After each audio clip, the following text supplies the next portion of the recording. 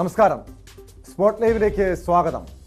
സ്വന്തം വീട്ടിൽ പോലും പെൺകുട്ടികൾ സുരക്ഷിതരല്ല എന്ന് തെളിയിക്കുന്ന സംഭവമായിരുന്നു കാസർഗോഡ് പടന്നക്കാട് 10 വയസ്സുകാരിയെ തട്ടിക്കൊണ്ടുപോയി പീഡിപ്പിച്ച കേസ്. വീട്ടിൽ ഉറങ്ങിക്കിടക്കുകയായിരുന്ന 10 വയസ്സുകാരിയെ തട്ടിക്കൊണ്ടുപോയി ലൈംഗിക അതിക്രമത്തിന് ഇരയാക്കിയ കേസിൽ പ്രതിയെ പോലീസ് ഒടുവിൽ പിടികൂടിയിരിക്കുന്നു. സംഭവത്തിൽ പ്രതിയുടെ CCTV ദൃശ്യങ്ങൾ പുറത്തു വന്നിരുന്നു. സംഭവം നടന്ന വീടിന് സമീപത്തെ CCTV ദൃശ്യങ്ങളാണ് ന്യൂസ് 18 ലഭിച്ചത്. നിലവിൽ അന്വേഷണ സംഘത്തിന്റെ കസ്റ്റഡിയിലുള്ളതും CCTV ദൃശ്യങ്ങളിൽ ഉള്ളതും ഒരേയാൾ തന്നെയെന്നാണ് പോലീസ് നൽകുന്ന സൂചന.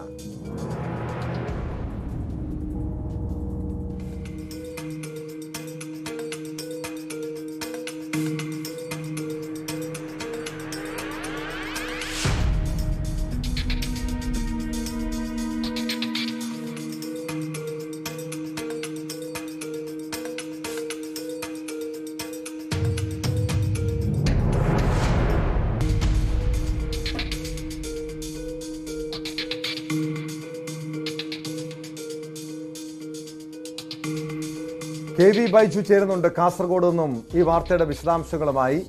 ബൈജു, ഈ കാസർഗോഡ് ഉറങ്ങിക്കിടക്കുകയായിരുന്ന 10 വയസ്സുകാരിയെ തട്ടിക്കൊണ്ടുപോയി പീഡിപ്പിച്ച സംഭവം നടന്നിട്ട് 2 ദിവസം കഴിഞ്ഞിരുന്നു. ഇതുവരെയും പ്രതികളെക്കുറിച്ച് കഴിഞ്ഞ 2 ദിവസവും പ്രതികളെക്കുറിച്ച് പോലീസിന് യാതൊരു സൂചനയും ലഭിച്ചിരുന്നില്ല. അതിനിടെ നിരവധി പേരെ കസ്റ്റഡിയിലെടുത്തു, ചിലരെ കരുതൽ തടങ്കലിൽ വെച്ചു.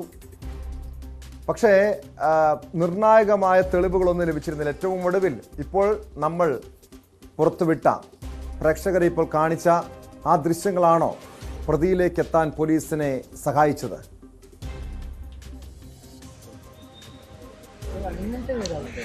ടോമെ, ഈ ദൃശ്യത്തിൽ കാണുന്നതാണ് ഈ കേസിലെ പ്രതി. അതായത് 2 മണിക്കും 2:30ക്കും ഇടയിൽ ഈ കുട്ടിയെ ഇത്തരത്തിൽ എടുത്തുകൊണ്ടുപോകാൻ പോകുന്ന ദൃശ്യമാണ് ഈ CCTVയിൽ ഉള്ളത്. പക്ഷേ ഇപ്പോഴും ഇതിലെ യഥാർത്ഥ പ്രതി ഇയാളാണോ, ഇപ്പോൾ കസ്റ്റഡിയിലുള്ള ആണോ എന്ന കാര്യത്തിൽ ഏതായാലും സ്ഥിരീകരണം വന്നിട്ടില്ല. പോലീസ് ഇത് സംബന്ധിച്ച അന്വേഷണം ഇപ്പോഴും തുടരുകയാണ്. ഇയാളെ ഇപ്പോഴും ചോദ്യം ചെയ്യുന്നുണ്ട്. ഞാനിപ്പോൾ നിൽക്കുന്ന ഈ ഗസ്റ്റ് ഹൗസിൽ അല്പസമയത്തിനകം തന്നെ DIG ഉൾപ്പെടെയുള്ള ഉന്നത പോലീസ് ഉദ്യോഗസ്ഥരെത്തും. അവർ ഒരു യോഗം ഇവിടെ ചേരുന്നുണ്ട്. എന്തായാലും ഇപ്പോഴും ഈ പ്രതി ഇയാളാണെന്ന കാര്യത്തിൽ ഒരു സ്ഥിരീകരണവും നമുക്ക് ലഭിച്ചിട്ടില്ല. പക്ഷേ പ്രതിയുടെ ദൃശ്യം, CCTV ദൃശ്യമാണ് ഇപ്പോൾ പുറത്തു വന്നിരിക്കുന്നത്. നമ്മളിപ്പോൾ കാണുന്നത് ആ ദൃശ്യമാണ്. അത് പ്രതിയാണ്. ഈ തരത്തിൽ ഈ ഒരു ഹീനമായ കൃത്യം ചെയ്യാൻ വേണ്ടി പ്രതി നടന്നു പോകുന്ന ദൃശ്യമാണ് ഈ പുറത്തു വന്നിരിക്കുന്നത്. ഏതായാലും ഇത് 2 മണിക്കും 2:30ക്കും ഇടയിൽ ഈ കുട്ടിയുടെ വീട്ടിലേക്ക് വരുന്നു. അതിനുശേഷം ഈ കുട്ടിയെ എടുത്ത് പുറകുവശത്തെ അടുക്കള ഭാഗത്തു കൂടി പുറത്തേക്ക് കിടക്കുന്നു. പിന്നീട് 500 മീറ്റർ അകലെ കൊണ്ടുപോയി കുട്ടിയെ ഇത്തരത്തിൽ ലൈംഗിക അതിക്രമത്തിന് ഇരയാക്കുന്നു. അതിനുശേഷം കാതിലുള്ള ആഭരണങ്ങൾ കവർച്ച ചെയ്യുന്നു. ഇതാണ് യഥാർത്ഥത്തിൽ ഈ സംഭവത്തിൽ നടന്നത്. ഏതായാലും ഇയാളെ ഇപ്പോൾ കസ്റ്റഡിയിലുള്ള ആളെ സംശയിക്കാൻ പ്രധാന കാരണം ഈ സംഭവം നടന്ന ബുധനാഴ്ച മുതൽ ഇയാളെ ഈ നാട്ടിൽ കാണാനില്ലായിരുന്നു. അത് മാത്രമല്ല, ഇയാൾ നിരവധി ക്രിമിനൽ കേസുകളിലെ പ്രതിയാണ്. ഏറ്റവും പ്രധാനം, കൊച്ചിയിലേക്ക് ഒരു പെൺകുട്ടിയെ തട്ടിക്കൊണ്ടുപോയി പീഡനത്തിന് ഇരയാക്കിയ കേസിൽ ഇയാൾ പ്രതിയാണ്. പടന്നക്കാട് ഒരു മുളകുപൊടി വിതറി അക്രമം നടത്തിയ കേസിൽ പ്രതിയാണ്. ഇത്തരത്തിൽ നിരവധി കേസുകളിലെ പ്രതിയാണ് ഇപ്പോൾ കസ്റ്റഡിയിലുള്ള അയാൾ. പക്ഷേ അയാളാണോ ഈ സംഭവത്തിന് പിന്നിൽ അല്ലെങ്കിൽ ഈ അതിക്രമം കാട്ടിയതെന്ന കാര്യത്തിൽ പോലീസിന്റെ ഭാഗത്തു നിന്നും ഇതുവരെ സ്ഥിരീകരണം വന്നിട്ടില്ല. ഏതായാലും ഇപ്പോൾ കാണുന്ന ഈ CCTV ദൃശ്യത്തിൽ ഈ മുഖം, ഇയാളുടെ പശ്ചാത്തലമൊക്കെ പരിശോധിച്ച് നോക്കുമ്പോൾ സ്വാഭാവികമായും ഇപ്പോൾ പോലീസിന്റെ കസ്റ്റഡിയിലുള്ള പ്രതിയെ സംശയിക്കേണ്ടതല്ലേ? പക്ഷേ ഇതുമായി ബന്ധപ്പെട്ട് പോലീസിന് കൃത്യമായ തെളിവുകൾ ലഭ്യമായിട്ടുണ്ടോ? ഇയാളുടെ ഈ CCTV ദൃശ്യത്തിനപ്പുറം ഇയാളുടെ ടെലിഫോൺ, ഈ ഫോണിന്റെ ടവർ ലൊക്കേഷൻ ഈ ഭാഗത്ത് ആ സമയത്തുണ്ടായിരുന്നോ? അതോടൊപ്പം മറ്റാരെങ്കിലും ഇയാൾക്കൊപ്പം ഉണ്ടായിരുന്നോ? അങ്ങനെ എന്തെങ്കിലും വിവരങ്ങൾ, നിർണായകമായിട്ടുള്ള മറ്റെന്തെങ്കിലും വിവരങ്ങൾ പോലീസിന് ലഭ്യമായിട്ടുണ്ടോ ബൈജു? തീർച്ചയായും ടോം, ഇതിലേറ്റവും നിർണായകം ഇയാളുടെ DNA പരിശോധനയ്ക്ക് ഇപ്പോൾ അയച്ചിട്ടുണ്ട്. അതിന്റെ പരിശോധനാ ഫലം വരാനുണ്ട്. ആ പരിശോധന ഫലം വന്നാൽ മാത്രമേ ഇയാളാണോ ഈ കേസിലെ പ്രതി എന്ന കാര്യത്തിൽ പോലീസിനൊരു സ്ഥിരീകരണം ഉണ്ടാവും. അത് തന്നെയാണ് ഇതിൽ ഏറ്റവും പ്രധാനം. DNA പരിശോധനാ ഫലത്തിന് ഇപ്പോൾ അയച്ചിട്ടുണ്ട്. ഇന്ന് വൈകിട്ടോ നാളെയോടുകൂടി മാത്രമേ ഇത് ലഭിക്കൂ. ഇയാൾ ചോദ്യം ചെയ്യലുമായി സഹകരിക്കുന്നില്ല എന്നാണ് അന്വേഷണ ഉദ്യോഗസ്ഥർ വ്യക്തമാക്കിയത്. കുറ്റം ഇയാൾ സമ്മതിച്ചിട്ടില്ല. പക്ഷേ സാഹചര്യ തെളിവുകളെല്ലാം ഇയാൾക്കെതിരാണ്. കുട്ടി പറഞ്ഞ ഈ ലക്ഷണം, അതായത് മെലിഞ്ഞ ശരീരപ്രകൃതമുള്ള വെളുത്ത ഒരാൾ, അത് ഈ പെൺകുട്ടിയുടെ മൊഴി വളരെ നിർണായകമായിരുന്നു. അത് ഉൾപ്പെടെ ഇതിൽ കേസിൽ ഇയാൾക്ക് എതിരാണ്. പക്ഷേ ഇപ്പോഴും ഇയാൾ ചോദ്യം ചെയ്യലുമായി സഹകരിക്കുന്നില്ല. കാരണം ഇയാൾ ഇത്തരത്തിൽ നിരവധി കേസുകളിലെ പ്രതിയാണ്. അതുകൊണ്ട് തന്നെ ഇയാൾ നടത്തിയ കുറ്റകൃത്യങ്ങളിലും ഇയാൾ ഇതേ രീതിയായിരുന്നു. കാരണം ഇയാൾ കുറ്റം സമ്മതിക്കാൻ ആ കേസുകളിലും തയ്യാറായിരുന്നില്ല. ഒടുവിൽ തെളിവുകൾ നിരത്തിയപ്പോഴായിരുന്നു ഇത്തരത്തിൽ കുറ്റം സമ്മതിച്ചത്. അതുകൊണ്ട് തന്നെ ശാസ്ത്രീയമായ തെളിവുകൾ പോലീസ് തേടുകയാണ്. പോലീസ് ഈ DNA പരിശോധന ഫലം എത്തിയാൽ ഇയാളെ കൂടുതൽ ചോദ്യം ചെയ്യും. ഇപ്പോഴും ചോദ്യം ചെയ്യൽ തുടരുന്നുണ്ട്. പക്ഷേ ഈ കൃത്യം നടത്തിയത് താനാണെന്ന കാര്യത്തിൽ ഇയാൾ കുറ്റം സമ്മതിച്ചിട്ടില്ല എന്നതാണ് ഏറ്റവും പ്രധാനം. എന്തായാലും പോലീസ് ഇപ്പോഴും കൂടുതൽ CCTV ദൃശ്യങ്ങൾ ശേഖരിച്ചുകൊണ്ടിരിക്കുകയാണ്. ഇപ്പോൾ ഈ വീടിന് സമീപത്ത് തൊട്ടടുത്തുള്ള വീട്ടിലെ CCTV ദൃശ്യങ്ങളാണ് ഇപ്പോൾ കാണുന്നത്. അതുപോലെ തന്നെ മറ്റൊരു CCTV ദൃശ്യം കൂടി പോലീസിന് ലഭിച്ചിട്ടുണ്ട്. ആ CCTVയിൽ കാണുന്നയാളുടെ മുഖം വ്യക്തമാണെങ്കിൽ ഈ ഇപ്പോൾ കസ്റ്റഡിയിലുള്ള ആൾക്ക് സാമ്യമുണ്ടെങ്കിൽ ഏതായാലും കാര്യങ്ങൾ എളുപ്പവും. അല്ലെങ്കിൽ DNA പരിശോധനാ ഫലം വരുന്നവരെ കാത്തിരിക്കേണ്ടി വരുമെന്നാണ് അന്വേഷണ ഉദ്യോഗസ്ഥർ പറഞ്ഞത്. എന്തായാലും പോലീസ് ഊർജിതമായി തന്നെ ഇത്തരത്തിലുള്ള അന്വേഷണം ഇപ്പോഴും തുടരുന്നുണ്ട്. ഈ പ്രദേശങ്ങളാകെ അരിച്ചു പെറുക്കുന്നുണ്ട്. എന്തായാലും ഈ സംഭവം നടന്നതിന് തൊട്ടു പിന്നാലെ തന്നെ പ്രതി ഈ പരിസര പ്രദേശത്തുള്ള ആളാണെന്ന കാര്യത്തിൽ പോലീസിന് സൂചന ലഭിച്ചിരുന്നു. അതുപോലെ തന്നെ ഇയാൾ പല രാത്രികാലങ്ങളിലൊക്കെ എന്ന ഒരു വിവരവും നാട്ടുകാർ പങ്കുവെക്കുന്നുണ്ട്. ഇയാൾ ലഹരിക്കടിമയാണ്. പൂർണ്ണമായും ലഹരി കടിമയായി ഈ പ്രദേശങ്ങളിലൊക്കെ പാതിരാത്രിക്കൊക്കെ ഇങ്ങനെ കറങ്ങി നടക്കാറുണ്ട്. അതൊക്കെയാണ് ഈ കേസിൽ ഇയാളിലേക്ക് എത്തിച്ചത്. മാത്രമല്ല, നേരത്തെ സൂചിപ്പിച്ചത് വളരെ പ്രധാനപ്പെട്ട കാര്യം, ഈ പെൺകുട്ടിക്ക് സംഭവം ഉണ്ടായതിനു ശേഷം ഇയാളെ നാട്ടിൽ കാണാനില്ലായിരുന്നു. അതും ഏതായാലും പോലീസിനെ സംബന്ധിച്ചിടത്തോളം നിർണായകമായി. അതുകൊണ്ട് ഇയാളെ തേടിയെത്തിയപ്പോൾ ഇയാൾ വീട്ടിലുണ്ടായിരുന്നില്ല. പിന്നീട് ഒരു ബന്ധു വീട്ടിൽ നിന്നാണ് കസ്റ്റഡിയിലെടുക്കുന്ന സാഹചര്യം ഉണ്ടായത്. നമ്മൾ ആദ്യം റിപ്പോർട്ട് ചെയ്തിരുന്നു 3 പേരെ ഇത്തരത്തിൽ കസ്റ്റഡിയിലെടുത്തിട്ടുണ്ട് എന്ന്. ഒരാളാണ് ഇയാൾ. ഏതായാലും ഇപ്പോഴും പലരെയും ഇത്തരത്തിൽ ചോദ്യം ചെയ്യാനായി ഇപ്പോഴും പോലീസ് സംഘം വിളിപ്പിക്കുന്നുണ്ട്. കാരണം ഇയാൾ ഇപ്പോഴും കുറ്റം സമ്മതിച്ചിട്ടില്ല. ഇയാൾ പ്രതി എന്ന് സംശയിക്കുന്ന ആൾ എന്ന് മാത്രമേ നമുക്കിപ്പോൾ ഇതിൽ പറയാൻ പറ്റൂ. പോലീസിന്റെ ഭാഗത്ത് ആസൂത്രിതമായ ലൈംഗിക അതിക്രമമെന്നാണോ പോലീസ് നൽകുന്ന വിവരം? കാരണം ഈ വീടുമായി ബന്ധമുള്ള വ്യക്തിയാണോ ഈ നിലവിൽ പോലീസിന്റെ കസ്റ്റഡിയിലുള്ള പ്രതി എന്ന് ഒരു കാര്യം അറിയണം. അങ്ങനെ എന്തെങ്കിലും സൂചനകളുണ്ടോ? മാത്രമല്ല, എങ്ങനെയാണ് ഈ വീടിൻ്റെ സമീപത്ത് ഇയാൾ എത്തുന്നത്? ഇവരുടെ കുടുംബങ്ങൾ അല്ലെങ്കിൽ ഇവരുടെ അച്ഛനും മുത്തച്ഛനും ഒക്കെ രാത്രി ഇപ്പോൾ ഈ പുലർച്ചെ പശുത്തൊഴുത്തിലേക്ക് സ്ഥിരമായി പോകുന്നു എന്ന് കൃത്യമായി മനസ്സിലാക്കിയിരിക്കണം. അതുകൊണ്ട് തന്നെ ഈ വീടുമായി അടുപ്പമുണ്ടായിരുന്ന വ്യക്തിയാണോ ഈ പ്രതി?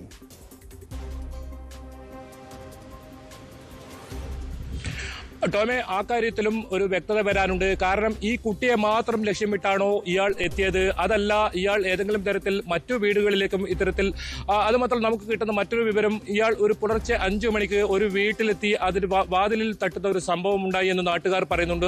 അങ്ങനെയാണെങ്കിൽ ഇയാൾ ഇത്തരത്തിൽ ഈ വീട്ടിലേക്ക് മാത്രം ലക്ഷ്യമിട്ടാണോ വന്നത് എന്ന കാര്യത്തിൽ സംശയമുണ്ട്. ഏതായാലും ഇയാൾ ഈ രാത്രി സമയങ്ങളിലൊക്കെ ഈ ഭാഗങ്ങളിൽ അലഞ്ഞു തിരിഞ്ഞ് നടക്കാറുണ്ടെന്ന് നാട്ടുകാർ പറയുന്നുണ്ട്. അത് പോലീസും സ്ഥിരീകരിക്കുന്നുണ്ട്. അതുകൊണ്ട് തന്നെയാണ് ഇയാളെ പ്രധാനമായും സംശയിച്ചിരുന്നതും ഇയാളെ കസ്റ്റഡിയിലെടുത്തതും. പക്ഷേ ഇയാൾ ചോദ്യം ചെയ്യലുമായി ഇപ്പോഴും സഹകരിക്കുന്നില്ല. അത് തന്നെയാണ് പോലീസിനെ സംബന്ധിച്ചിടത്തോളം വലിയ പ്രതിസന്ധി ഉണ്ടാക്കുന്നത്. പക്ഷേ DNA പരിശോധനാ ഫലം അത് വളരെ നിർണായകമാണ്. അത് ലഭിച്ചു കഴിഞ്ഞാൽ പോലീസിന് കാര്യങ്ങൾ എളുപ്പമാവും. ഇയാളെ കൂടുതൽ ചോദ്യം ചെയ്യുന്നത് ഉൾപ്പെടെയുള്ള മറ്റ് നടപടികളിൽ കടക്കാനാവും. എന്തായാലും ഇയാളെ ഈ കുട്ടിയുടെ വീട്ടിലെത്തിച്ച് ഒരു അന്വേഷണത്തിനായി പരിശോധനയ്ക്കായി പോലീസ് ശ്രമിച്ചെങ്കിലും വലിയ തോതിലുള്ള ജനക്കൂട്ടം അവിടെ കൂടുകയും അതുകൊണ്ട് തന്നെ ഇയാളെ തിരിച്ചു കൊണ്ടുവരേണ്ട ഒരു സാഹചര്യം പോലീസിന് ഉണ്ടായിട്ടുണ്ട്. ഏതായാലും ഇപ്പോഴും ഞാനിപ്പോൾ നിൽക്കുന്നതിന് സമീപത്തുള്ള ഹോസ്ദുർഗ് പോലീസ് സ്റ്റേഷനിൽ തന്നെയാണ് പ്രതിയുള്ളത്. ഈ DNA പരിശോധനാ ഫലത്തിന് വേണ്ടി കാത്തിരിക്കുകയാണ്. അതേസമയം തന്നെ ഒരു ടീം, അന്വേഷണ സംഘത്തിലെ ഒരു ടീം ഇപ്പോഴും ഈ പ്രദേശങ്ങളിലൊക്കെ ഊർജിതമായ അന്വേഷണം നടക്കുന്നുണ്ട്. കൂടുതൽ ആൾക്കാരുടെ മൊഴി രേഖപ്പെടുത്തുന്നുണ്ട്. കൂടുതൽ CCTV ദൃശ്യങ്ങൾ ശേഖരിക്കുന്നുണ്ട്. അത്തരത്തിൽ അന്വേഷണം ഒരു ഭാഗത്ത് ഇപ്പോഴും ശക്തമായി തന്നെ ഊർജിതമായി തന്നെ നടക്കുന്നുണ്ട്. ഈ പ്രതിയിലേക്ക് എത്തുക എന്നത് ഇയാളുടെ കൃത്യമായ മറ്റു കാര്യങ്ങൾ, ശാസ്ത്രീയമായ തെളിവുകൾ കിട്ടിയാൽ മാത്രമേ ഈ കാര്യത്തിൽ പ്രതി പിടിയിലായി എന്ന രീതിയിലുള്ള കാര്യങ്ങളിലേക്ക് പോലീസിന് സ്ഥിരീകരണം ഉണ്ടാവും. എന്തായാലും വാർത്താ സമ്മേളനം DIG ഉണ്ടാകും എന്ന് തന്നെയാണ് അറിയുന്നത്. ഏതായാലും ഈ കാര്യത്തിൽ ഇന്ന് വൈകിട്ടോ നാളെ രാവിലെയോടുകൂടി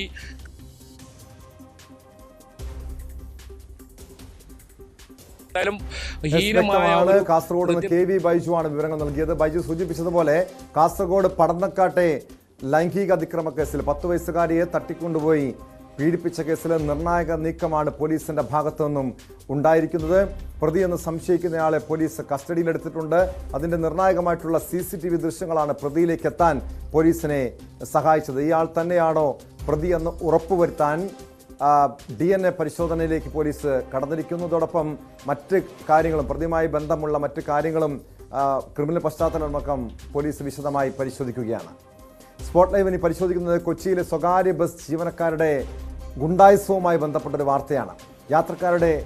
യാത്രക്കാരുള്ള ബസ്സിനുള്ളിൽ ജീവനക്കാർ തമ്മിലടിച്ചു. കൊച്ചി നേവൽ ബേസിന് സമീപം കഴിഞ്ഞ ദിവസം രാത്രിയായിരുന്നു സംഭവം. ഫോർട്ട് കൊച്ചിയിൽ നിന്നും കാക്കനാടേക്കും ചിറ്റൂരേക്കും സർവീസ് നടത്തുന്ന 2 സ്വകാര്യ ബസ്സുകളിലെ ജീവനക്കാർ തമ്മിലായിരുന്നു കയ്യാങ്കളി.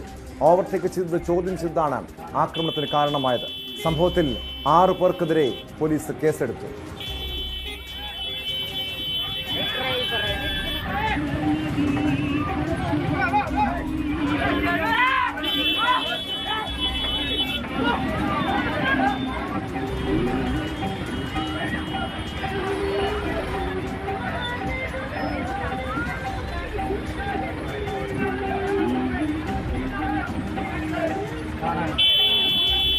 നവമി ദിനേശ് ചേരുന്നുണ്ട് ഈ വാർത്തയുടെ വിശദാംശങ്ങളുമായി. നവമി, കൊച്ചിയിലെ സ്വകാര്യ ബസ്സുകൾ തമ്മിലുള്ള മത്സരയോട്ടവും കയ്യാങ്കളിയും ഒക്കെ പതിവ് കാഴ്ചയാണ്. കാരണം പല ബസ്സുകളിലും ക്രിമിനൽ സംഘങ്ങളാണ് ആ ബസ്സുകളിലെ ജീവനക്കാരെന്ന് കൃത്യമായ വിവരങ്ങളൊക്കെ പുറത്തു വന്നതാണ്. ഇതുമായി ബന്ധപ്പെട്ട നിത്യേന നമ്മൾ നേരത്തെ ഇതുപോലുള്ള വാർത്തകളൊക്കെ റിപ്പോർട്ട് ചെയ്തിരുന്നു. ഈ കഴിഞ്ഞ ദിവസം കൊച്ചി നേവൽ ബേസിന് സമീപം 2 ബസ്സുകൾ തമ്മിൽ, ബസ് ജീവനക്കാർ തമ്മിൽ ഈ കയ്യാങ്കളിയും ആക്രമണവും ഒക്കെ പരസ്യമായി ഉണ്ടാകാനുള്ള കാരണമെന്താണ്?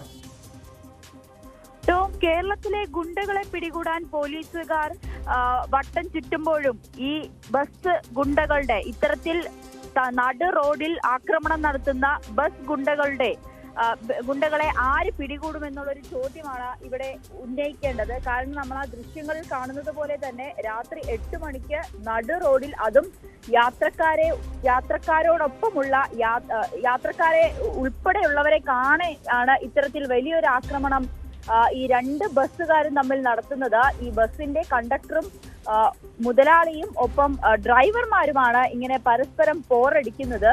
ഈ സാധാരണ നമ്മൾ ഈ ബസ്സുകളുടെ അമിതമായ വേഗതയും പിന്നീട് സമയത്തെ ചൊല്ലിയുള്ള അതിക്രമവും ഒക്കെ ഈ ബസ്സുകളിൽ ഇത്തരത്തിലുള്ള വിഷ്വലൊക്കെ നമ്മൾ സ്ഥിരമായി കാണുന്നതാണ്. കൊച്ചി നഗരത്തിൽ ഇത് വ്യത്യസ്തമല്ല. എന്നാലും ഇന്നലെ രാത്രി 8 മണിയോടുകൂടിയായിരുന്നു ഈ സംഭവം ഉണ്ടായത്. ഇൻഷ, പൊട്ടേക്കാട് എന്നീ 2 ബസ്സുകൾ, അത് ഫോർട്ട് കൊച്ചിയിൽ നിന്നും ഒന്ന് കാക്കനാടേക്കും മറ്റൊന്ന് ചിറ്റൂരിലേക്കും പോകുന്ന ബസ്സുകളാണ്. ഇതില് ഇൻഷ ബസ് പൊറ്റേക്കാട് ബസ്സിനെ ഓവർടേക്ക് ചെയ്തു. ഓവർടേക്ക് ചെയ്യുന്ന സമയത്ത് ഈ ബസ്സുകൾ തമ്മിൽ ഒന്ന് കൂട്ടിയിടിക്കുന്ന സാഹചര്യം ഉണ്ടായി. ചെറുതായിട്ട് തട്ടി എന്നാണ് പറയുന്നത്. പക്ഷേ ഇത് തട്ടിയതിനു ശേഷവും ഈ ബസ് നിർത്താതെ പോകുന്ന ഒരു അവസ്ഥയുണ്ടായി. ഈ സമയത്താണ് അടുത്ത സ്റ്റോപ്പ്, അതായത് ഏകദേശം ഈ തോപ്പുംപടി എത്തുന്ന സമയത്ത് അവിടെ സിഗ്നലിൽ വെച്ച ഈ ബസ്സിലുണ്ടായിരുന്നവർ ഇറങ്ങി വന്ന് മറ്റേ ഉണ്ടായിരുന്നവരോട് വാക്കുതർക്കം ഉണ്ടാവുകയും പിന്നീട് ഇവർ തമ്മിൽ വലിയൊരു ആക്രമണത്തിലേക്ക് കലാശിക്കുകയും ചെയ്തത്. നമുക്ക് ആ ദൃശ്യങ്ങൾ കാണുന്നത് പോലെ തന്നെ ജാക്കിയും സ്ക്രൂ ഡ്രൈവറും ഉപയോഗിച്ച് പരസ്പരം മാരകമായി കുത്തി പരിക്കേൽപ്പിച്ചുകൊണ്ടായിരുന്നു ഇവരുടെ ആക്രമണം. പിന്നീട് ഈ ബസ്സിലുണ്ടായിരുന്ന യാത്രക്കാരൊക്കെ ഭയപ്പെടുന്ന ഒരു സാഹചര്യം, അവരൊക്കെ നിർത്താൻ ആവശ്യപ്പെടുന്നുണ്ട്, ഈ ആക്രമണം നിർത്തണമെന്ന് ആവശ്യപ്പെടുന്നുണ്ട്. പക്ഷേ ഇതൊന്നും ചെവിക്കൊള്ളാതെയാണ് ഈ ഡ്രൈവർമാരും കണ്ടക്ടർമാരും പരസ്പരം ഇത്തരത്തിൽ ആക്രമിക്കുന്ന സാഹചര്യത്തിലേക്ക് പോയത്. പിന്നീട് വില്ലിംഗ്ടൺ ഐലൻഡ് പോലീസ് ഇതിൽ കേസെടുക്കുകയും ചെയ്ത് 2 ബസ്സുകളും പിടിച്ചെടുത്തു. 6 പേർക്കെതിരെയാണ് കേസെടുത്തിരിക്കുന്നത്. ഈ 6 പേരും ഇപ്പോൾ ചികിത്സയിലാണ്. എറണാകുളത്തെ വിവിധ ആശുപത്രികളിൽ ചികിത്സയിലാണ്.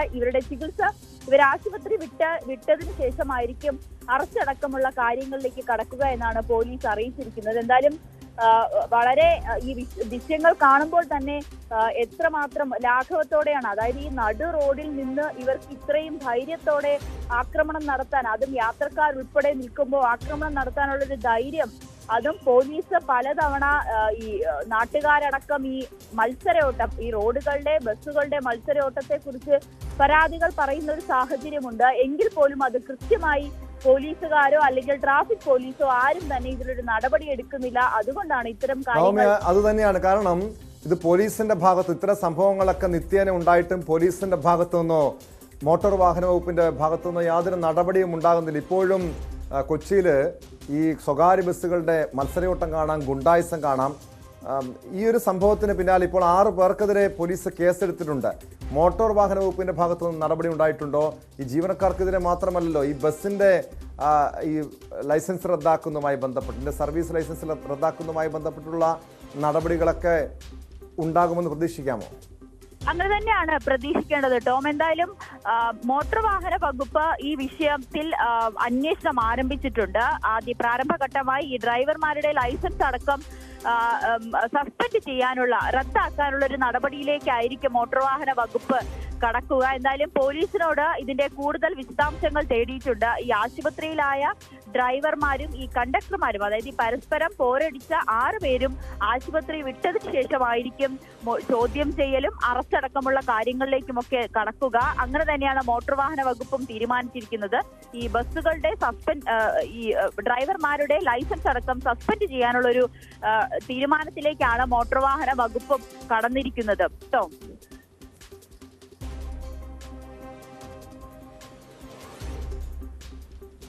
നവമി, ഇപ്പോൾ ഈ ഒരു സംഭവം ഇതൊരു ഒറ്റപ്പെട്ട സംഭവമല്ല. ഇതുപോലുള്ള മത്സരോട്ടങ്ങളുടെ പേരിൽ പലപ്പോഴും അക്രമ സംഭവങ്ങളൊക്കെ ഉണ്ടാകാറുണ്ട്. എന്തായാലും ഇതിൻ്റെ ദൃശ്യങ്ങളടക്കം പുറത്തു വന്ന സാഹചര്യത്തിൽ പോലീസും മോട്ടോർ വാഹന വകുപ്പും നഗരത്തിലടക്കം കൂടുതൽ പരിശോധന ശക്തമാക്കാനുള്ളൊരു സാധ്യതയുണ്ടോ? ഇത്തരത്തിലുള്ള ദൃശ്യങ്ങൾ ഇത് അടിക്കടി കൊച്ചി നഗരത്തിൽ നിന്നും വരുന്നതാണ്. നമുക്കറിയാം, ഇതിനു മുൻപ് ആലുവയിൽ നിന്നൊക്കെ ഈ ബസ് യാത്രക്കാരുമായി തന്നെ യാത്രക്കാരിയ്ക്കുമ്പോൾ തന്നെ ഈ ഡ്രൈവർമാർ തമ്മിൽ പോരടിക്കുന്നു. അത് സമയക്രമത്തെ ചൊല്ലിയാണ്. അതോടൊപ്പം തന്നെ നിരത്തുകളിൽ ഈ മരണപ്പാച്ചിലുകൾ, ഇതെല്ലാം പലതവണ നാട്ടുകാരും അല്ലെങ്കിൽ പരാതികൾ ഈ ജീവൻ വരെ നഷ്ടപ്പെടുന്ന ഒരു സാഹചര്യത്തിലേക്ക് പോകുമ്പോൾ ഈ പല ഡ്രൈവർമാർക്കെതിരെയും ബസ് ഓണർമാർക്കെതിരെയും ഒക്കെ നടപടിയെടുക്കുന്ന സാഹചര്യം ഉണ്ടായെങ്കിൽ പോലും ആ സമയത്ത് ഒരു പരിശോധന എന്നതിലപ്പുറത്തേക്ക് ഇതിനൊരു ശാശ്വതമായിട്ടുള്ള ഒരു പരിഹാരം കണ്ടെത്താൻ മോട്ടോർ വാഹന വകുപ്പിനോ അതോ പോലീസിനോ സാധിക്കുന്നില്ല എന്നുള്ളതാണ് ഇവിടുത്തെ വസ്തുത. ഇത് ഇപ്പോൾ ഈ ദൃശ്യങ്ങളിൽ കാണുന്നത് പോലെ ഈ നടു റോഡിൽ നിന്നും അവർ ഇത്തരത്തിലൊരു പോരാട്ടം അല്ലെങ്കിൽ പരസ്പരം പോരടിക്കുന്ന ഒരു സാഹചര്യത്തിലേക്ക് വരുന്നു. ഇനി ഒരു ദിവസം ഇതുപോലെ വീണ്ടും ദൃശ്യങ്ങൾ വന്നാൽ പോലും പോലീസ് ആ സമയത്ത് ഒരു നടപടി എടുക്കുക അല്ലെങ്കിൽ ആ ഡ്രൈവർമാർക്കോ ബസ്സിനെതിരെ ഒരു നടപടി എടുക്കുക എന്നുള്ളതിനപ്പുറത്തേക്ക് ഇതിലൊരു പരിഹാരം കണ്ടെത്താനോ അല്ലെങ്കിൽ കൃത്യമായ നടപടികൾ നിയമങ്ങൾ ശക്തമാക്കുവാനോ പോലീസോ മോട്ടോർ വാഹന വകുപ്പോ തയ്യാറാകുന്നില്ല എന്നതാണ് വസ്തുത. എന്തായാലും വരും ദിവസങ്ങളിൽ പരിശോധന ഉണ്ടാകുമെന്നാണ് നമ്മളും പ്രതീക്ഷിക്കുന്നത് കേട്ടോ. വ്യക്തമാണ്. കൊച്ചിയിലാണ് നഗരമധ്യത്തിൽ വെച്ച് 2 ബസ്സിലെ ജീവനക്കാർ തമ്മിൽ പരസ്പരം ചേരിതിരിഞ്ഞ് ഏറ്റുമുട്ടിയത്. സംഭവത്തിൽ 6 പേർക്കെതിരെ പോലീസ് കേസും എടുത്തിട്ടുണ്ട്. പന്തീരാങ്കാവ് ഗാർഹിക പീഡന കേസിലെ പ്രതി രാഹുലിനായി ബ്ലൂ കോർണർ നോട്ടീസ്. വാർത്തയിലേക്ക് എത്താം ഇടവേള കഴിഞ്ഞ്.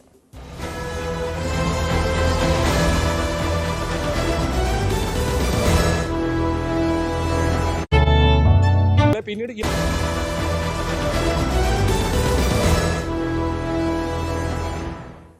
കോഴിക്കോട് പന്തീരാങ്കാവ് ഗാർഹിക പീഡന കേസാണ് സ്പോട്ട് ലൈവിനെ പരിശോധിക്കുന്നത്. ഗാർഹിക പീഡന കേസിലെ പ്രതി രാഹുലിനായി ബ്ലൂ കോർണർ നോട്ടീസ് പുറപ്പെടുവിച്ചിരിക്കുകയാണ്. അന്വേഷണ സംഘത്തിന്റെ ആവശ്യപ്രകാരം ഇന്റർപോളാണ് ബ്ലൂ കോർണർ നോട്ടീസ് പുറത്തിറക്കിയത്. പ്രതി വിദേശത്തേക്ക് കടന്നതായി സൂചന ലഭിച്ചതിന്റെ അടിസ്ഥാനത്തിലാണ് നടപടി. MS അനീഷ് കുമാർ ചേരുന്നുണ്ട് കോഴിക്കോട് നിന്ന് ഈ വാർത്തയുടെ വിശദാംശങ്ങളുമായി. അനീഷ്, ഈ പോലീസിന്റെ ഗുരുതരമായിട്ടുള്ള വീഴ്ചയാണ് പ്രതി രാഹുൽ രാജ്യം വിടാനുള്ള സാഹചര്യം ഒരുക്കിയതെന്ന ആരോപണം ഉയർന്നിരുന്നു. പക്ഷേ അതിവേഗത്തിൽ തന്നെ പോലീസിന്റെ ഭാഗത്ത് നടപടി ഉണ്ടായിട്ടുണ്ട്. ഇപ്പോൾ ബ്ലൂ കോർണർ നോട്ടീസ് പുറപ്പെടുവിച്ചിരിക്കുന്നു. ഏത് രാജ്യത്താണ് പ്രതി രാഹുൽ ഉള്ളത് എന്നത് സംബന്ധിച്ചുള്ള എന്തെങ്കിലും സൂചന അന്വേഷണ സംഘത്തിന് ലഭ്യമാണോ? ടോം, ഇപ്പോൾ അന്വേഷണ സംഘത്തിന് ലഭിച്ചിരിക്കുന്ന വിവരം പ്രതി ജർമ്മനിയിലേക്ക് കടന്നു കളഞ്ഞിരിക്കുന്നു എന്നത് തന്നെയാണ്. കഴിഞ്ഞ ദിവസം ഒളിവിൽ നിന്നുകൊണ്ടൊരു വീഡിയോ സന്ദേശം പ്രതി നൽകിയിരുന്നു. ഇതിൽ താൻ ഒരു വിദേശ രാജ്യത്താണ്, ഇന്ത്യയിലില്ല എന്ന് കൃത്യമായി പറഞ്ഞിരുന്നു. എന്നാൽ ഏത് രാജ്യത്താണ് എന്നതിനെ കുറിച്ച് ഇപ്പോൾ പറയാനാവില്ല എന്നും വ്യക്തമാക്കിയിരുന്നു. എന്നാൽ പ്രതി രാഹുലിന്റെ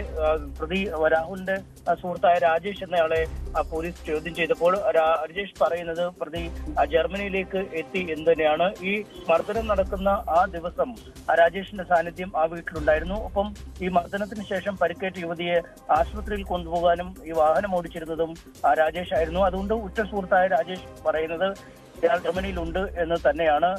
നേരത്തെ ബംഗളൂരുവിൽ നിന്നും സിംഗപ്പൂരിലെത്തിയ ശേഷം അവിടെ നിന്നും ജർമ്മനിയിലേക്ക് ഈ പ്രതി കടന്നു കളഞ്ഞു എന്ന ഒരു സൂചനകൾ തന്നെയാണ് ഇപ്പോൾ പോലീസ് ലഭിക്കുന്നതും. എന്തായാലും അല്പം സങ്കീർണമായ നടപടിക്രമങ്ങൾ വേണ്ടി വരും ഇനി പ്രതിയെ നാട്ടിലെത്തിക്കാൻ എന്നാണ് പോലീസ് പറയുന്നത്. കാരണം ആദ്യം നേരത്തെ ലുക്കൌട്ട് നോട്ടീസ് പുറപ്പെടുവിച്ചെങ്കിലും രാജ്യത്തെ വിമാനത്താവളങ്ങളിൽ കൂടി ഈ രാഹുൽ പുറത്തേക്ക് കടന്ന വിവരങ്ങൾ ലഭിച്ചിരുന്നില്ല. അതിനു മുമ്പ് പുറത്തേക്ക് കടന്നിരിക്കാം എന്ന ഒരു നിഗമനത്തിലാണ് പോലീസ് എത്തിയിരിക്കുന്നത്. ഇനി ഇന്റർപോളിന്റെ സഹായത്തോടുകൂടിയാണ് ഇപ്പോൾ ബ്ലൂ കോർണർ നോട്ടീസ് പുറത്തിറക്കിയിരിക്കുന്നത്. ഇനിയും ഇന്ത്യൻ എംബസിയുടെയും മറ്റ് നയതന്ത്ര തലത്തിലെയും ഒക്കെ ഇടപെടൽ മാത്രമേ പ്രതിയെ നാട്ടിലെത്തിക്കാൻ കഴിയൂ എന്നാണ് മനസ്സിലാക്കാൻ കഴിയുന്നത്. എന്തായാലും ഈ പ്രതിയെ നാട്ടിലെത്തിക്കാനുള്ള സമ്മർദ്ദത്തിന്റെ ഫലമായി ഇനി അമ്മ, സഹോദരി എന്നിവരെയൊക്കെ ഒരുപക്ഷെ പോലീസ് കസ്റ്റഡിയിൽ എടുക്കാനുള്ള സാധ്യതയുണ്ട്. ഇന്നലെ ഈ അമ്മയുടെയും സഹോദരിയുടെയും മൊഴിയെടുക്കാനായി വീട്ടിലെത്തിയെങ്കിലും അവർ വീട്ടിലില്ലാതിരുന്നതിനാൽ മൊഴിയെടുക്കാൻ കഴിഞ്ഞിരുന്നില്ല. നേരത്തെ